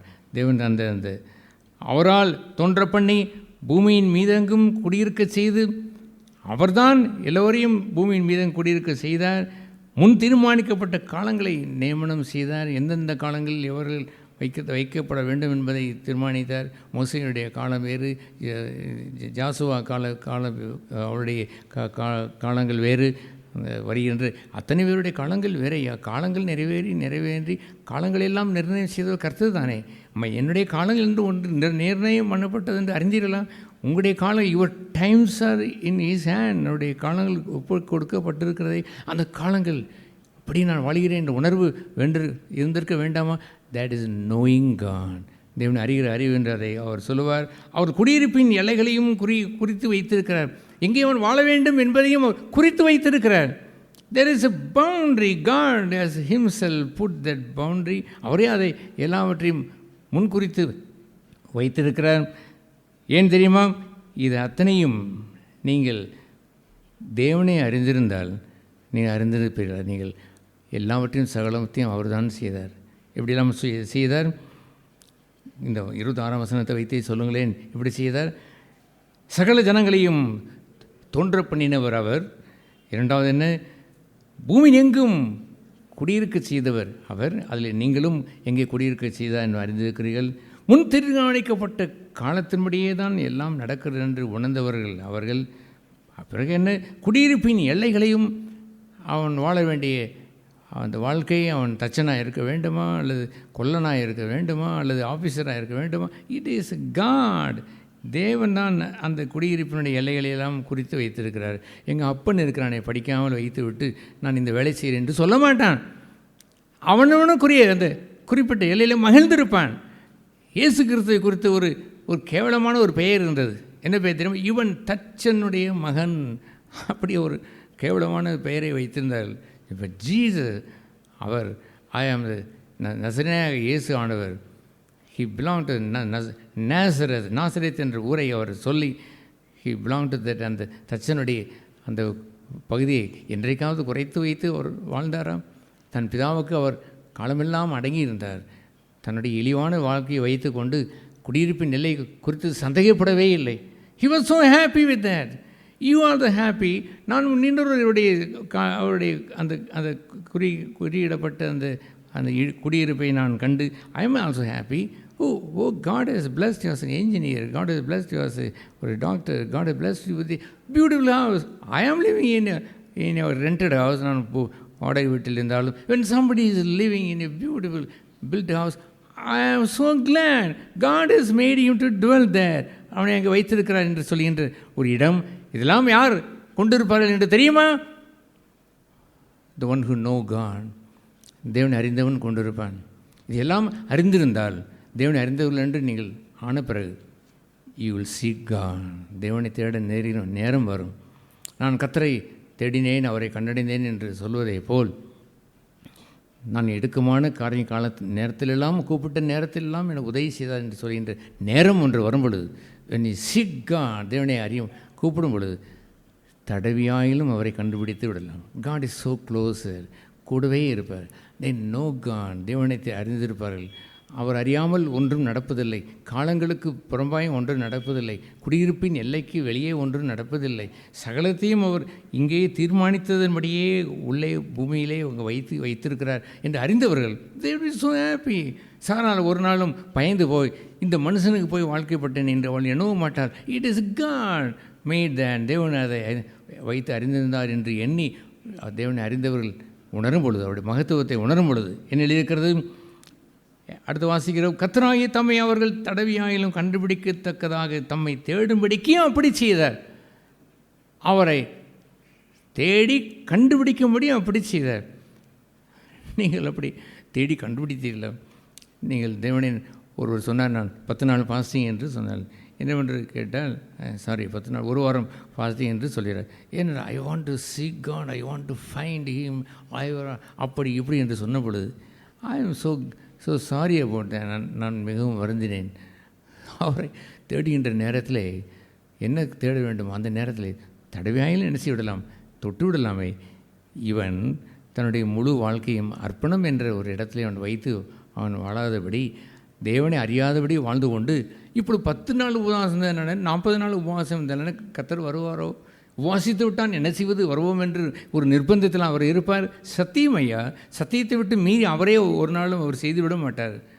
ஆணையிட்டு நீ இளைப்பாறுக்குள் பிரவேசித்து விட்டாய் என்று சொன்ன பிறகு சரி பரவாயில்லை போய் என்று விட்டு விடுவாரா? இன்னும் வானம் பூமி ஒளிந்து போனாலும் என் வார்த்தையை ஒளிந்து போகாது என்று சொன்னவர் கொஞ்சம் மீறி விடுவாரோ? ஒரு எழுத்தை மாத்திரம் பிரட்டி வைத்து விடும் என்று பிரட்டி வைத்து விடுவாரோ? இன்னும் they cannot enter in. உள்ளே பிரவேசித்து விட இயல. they knew God. ஆகிய அவர்களுக்குள் என்ன அற்புதமான ஒரு வார்த்தை, மிக மிக பிடித்தமானவருக்கு என்னவென்றால், நம்மில் ஒருவருக்கும் அவர் யாரல்ல, தூரமானவர்கள் அல்ல. நீங்கள் இந்த வாழ்க்கையை வாழ்ந்து விட்டால், இந்த 4-5 வசனங்கள் உங்களுக்கு உண்டாகிவிட்டால், நீங்கள் அவருக்கு பக்கமாக இருப்பீர்கள். ஏனெனில் அவருக்குள் நாம் பிழைக்கிறோம், அவருக்குள் அசைகிறோம், இருக்கிறோம். யாராவது ஒரு வீட்டுக்குள்ளேயே இன்னொருவர் வந்து பிழைத்திருக்க, அசைந்திருக்க, உள்ளே இருக்க விடுவோமா? விடுவதில்லை. இவர் என்ன சொன்னார் பார்த்தீங்களா? இன் காட், அவருக்குள்ளேயே நான் பிழைத்து, அவருக்குள்ளேயே நான் மூவாக நான் என்ன எல்லா வேலைகளையும் நான் அசைந்து நான் செய்து அவருக்குள்ளேயே எப்போதும் இருக்கிறோம். ஏனென்றால் நாங்கள் அவருடைய சந்ததியார், அவருடைய சொந்த பிள்ளைகள். எவ்வளோ பெரிய பாக்கியம் பார்த்தீங்களா? இஃப் யூ நோ காட், அறிகின்ற அறிவை போல் இந்த உலகத்திலே, வேத புத்தகத்திலே, பிரசங்கத்திலே வேறொரு மகத்துவமானது ஒன்றுமே இல்லை. If somebody preach so many good thing எல்லாம் பேசிவிட்டு அதை அட்மையர் பண்ணி அந்த அவரும் தன்னை போலும்படி அவர் செய்து வைத்துவிட்டு அதை வாங்கி மாலையை போட்டுக்கொண்டு அவர் போகிறாரே, அதுபோன்று அவர் செய்வாரோ? நோ, ஒரு நாளும் அல்ல. அது அல்ல. எவ்ரிபடி சுட் நோ காட். தேவனை அறிய வேண்டும் என்ற பாரமே இல்லாமல் சபைக்கு வேறொரு பாரம் இல்லை. சகோதர சகோதரிகளே, யூ மஸ்ட் நோ காட். மனசில் ஆராதிக்கிறவர்களையோ மனசில் பிரியப்படுத்துவதை பார்க்கும் பொழுது it is very nasty thing. அருவருப்பாய் அதை பார்த்து பல முறை பலருக்கு நான் சொல்லியிருந்திருக்கிறேன். You should know God, you must please God. தேவனை பிரியப்படுத்தி வாழுங்கள். ஹல்லேலூயா. அதுபோன்ற ஒரு அற்புதமான ஆல் சரண்டர்ட் லைஃப், முற்றிலும் ஒப்பு கொடுத்த ஒரு வாழ்க்கை, அதற்கு பேர் தான் கீழ்ப்படிதல். இப்பொழுது அறிந்திருக்கிறேன், ஐ know you surrendered your whole life to me என்று வைத்து நீங்கள் வாழ்ந்து செத்த பிறகு அல்ல, இப்பொழுதே எங்கே பிரவேசிக்க வேண்டும்? Right now be at rest. God is there. தேவன் அங்கே இருக்கிறார். நீ அவர் தடவி கேட்டு விடுவீர்கள். ஏன் எனக்கு இளைப்பாறல் இல்லை என்று கேட்டு சரி செய்து கொள்வீர்கள். ஒருவேளை அவருடைய தீர்மானத்தையும் நீங்கள் விசுவாசிக்கவில்லையோ, உங்களுக்கு நியமனம் செய்த ஒரு காலங்களை நீங்கள் விசுவாசிக்கவில்லையோ, நீங்கள் இருக்கிற உங்களுடைய ஸ்தலத்தை நீங்கள் விசுவாசிக்கவில்லையோ, உங்களுடைய பெற்றோர்கள் குறித்து நீங்கள் விசுவாசிக்கவில்லையோ, எதையாயிலும் ஒன்றை அவர் காண்பித்து கரெக்ஷன் அவர் செய்து மீண்டும் தன்னை சார்ந்து கொள்ளும்படி அவர் செய்வார். அற்புதமான இந்த வாழ்க்கையை நாட் ஃபார் ஆஃப்டர் டெத், செத்த பிறகு அல்ல கிறிஸ்தவ வாழ்க்கை என்று சொல்வது. எனக்கு நீங்கள் சாட்சியாக இருப்பீர்கள் என்பதுதான் கிறிஸ்தவ வாழ்க்கை. உன்னதத்தின் வெள்ளனால் தரிப்பிக்கப்பட்டு இந்த பூமியிலேயே தரிப்பிக்கப்பட்டு பரலோகத்திலே தரிக்கப்படுகிறோம். செத்த பிறகு தரிப்பிக்கப்பட வேண்டும். இப்பொழுதே நீ வெள்ளனால் தரிப்பிக்கப்பட்டு எனக்கு சாட்சிகளாய் எங்கே இருப்பீர்கள்? பூமியிலேயே இருப்பீர்கள். அற்புதமான அந்த வாழ்க்கையை we must live before everyone. என்னுடைய பேரண்ட்ஸாக இருக்கட்டும், என் மனைவியாக இருக்கட்டும், அக்கம் பக்கத்து வீடாக இருக்கட்டும், அல்லது நான் போகிற இடங்களாக இருக்கட்டும், எல்லா இடங்களிலும் அந்த சாட்சி தான் நிலைத்து நிற்க வேண்டும். அதுபோன்ற உத்தம சாட்சியாய் இந்த பூமியிலேயே வாழ்வதற்கு அந்த அற்புத வாழ்க்கையை, அந்த பாக்கியத்தை ஒரு பாடல் படித்தோம் பாருங்கள். இன்ப இயேசுவின் இணையில்லா நாமத்தை புகழ்ந்து இகமதில் பாடிட தருணம் இதே. எடேங்கப்பா, இன்ப இயேசுவை புகழ்ந்து பாடுவதற்கு, இணையில்லாத என்று போற்றி புகழ்வதற்கு எங்கே தருணம்? இகமதில் பாடிட தருணம் இதே. அந்த தருணத்தை பெற்றவனையா நான்? அந்த தருணத்தை பெற்றவர்கள் நீங்கள் பாடிவிட வேண்டாமா? இகமதில் பாடிட தருணம் இதே. இயேசுவை போல் நல்ல நேசர் இல்லை, என்றென்றும் அவர் தூதி புகழ் பாடிடுவேன். பியூட்டிஃபுல். இதுதானே தருணம். இந்த பூமியில் இருக்கும் பொழுதே பாட வேண்டும். இந்த பூமியில் இருக்கும் பொழுதே வெற்றி அனுபவித்திருக்க வேண்டும். இந்த பூமியில் இருக்கும் பொழுதே இளைப்பாறல் பெற்றிருக்க வேண்டும். இந்த பூமியில் இருக்கும் பொழுது இப்பொழுது அறிந்திருக்கிறேன் என்று பூமியிலேயே சர்டிஃபிகேட்டை அவன் பெற்றிருந்திருக்க வேண்டும். ஆல் சரண்டர் லைஃபை இந்த பூமியிலேயே அவன் வாழ்ந்திருக்க வேண்டும். இகமதில் வாழ்வதற்கு தருணம் கிடைத்ததே பாருங்கள். யாருக்கு கிடைத்தது? எனக்கு கிடைத்தது என்பது கொண்டாட்டம் இல்லையா? அந்த கொண்டாட்டத்தை கொண்டாடி மகிழுங்கள். உங்கள் இரட்சகரை போற்றி மகிழுங்கள். தருணம் இதுதானே தருணம். சபையை போற்றி பாராட்டி புதிய எருசலேம் போய் பாடுவோம் என்றால் சொல்லிக் கொண்டிருக்கிறீர்கள்? அல்ல. இங்கேயே நீங்கள் புதிய எருசலேமை காணவில்லை என்றால் you will never see the new Jerusalem. புதிய எருசலேமத்தை நீங்கள் பார்க்க போவதில்லை. அந்த பியூட்டிஃபுல், வார்த்தையினால் விவரிக்கப்படாத அந்த அழகு உள்ள, போற்றுவதற்கு வார்த்தை இல்லாத அற்புதமான அந்த தேசத்திற்கு போய்விட மாட்டோம். கவனமாயிருங்கள். அப்படி ஒரு உற்சாகம். கரை புரண்டு ஓட வேண்டும் ஒரு கிறிஸ்தவன், அவன்தான் கிறிஸ்தவன். கரை புரண்டு ஓட வேண்டும் ஒரு கிறிஸ்தவள், அவள்தான் கிறிஸ்தவள். I never change the standard. இந்த ஸ்டாண்டர்ட் மாற்றியதே இல்லை. இதற்கு கீழாகி வருகிற யாராக இருந்தாலும் புத்தி சொல்லத்தான் செய்கிறேன். புத்திகளை கேட்டார்களோ? நிறைய பேர் கேட்கவில்லை. சிலர் கேட்டார்களோ? எஸ், டெஃபினட்டாக சிலர் கேட்டார்கள். 6 லட்சம் புருஷர்களும் கேட்கவில்லையோ? நோ, தெர் ஆர் 2 people தேர். 2 ஜனங்கள் கேட்டார்கள். அதுபோல் இருந்து வாழுங்கள். அத்தனை பேரும் ஒருவராவது கெட்டுப்போவது தேவனுடைய சித்தம் அல்ல. தேவனை அறிந்து வாழுங்கள். இப்பொழுது நான் அறிந்திருக்கிறேன் என்று சொல்லுகிற சாட்சியை பெற்று வாழுங்கள். இதுவே தருணம். இந்த தருணத்தை இழந்து விடக்கூடாது. இன்று அவருடைய சத்தம் கேட்டு வாழ வேண்டும் என்று வாழுங்கள். உயிர் மூச்சாய் வைத்து வாழுங்கள். கர்த்தர் நம்ம எல்லோரையும் ஒரு பக்தி உள்ள, ஆரவாரம் மிகுந்த, மகிழ்ச்சி நிறைந்த சபையாய் அனைத்து நம்மளை அலங்கரித்து நம்முடைய ராஜ்யத்திற்குள் கொண்டு போவார். நாம் தலைவணங்கி ஜெபம் செய்ய கடவோம்.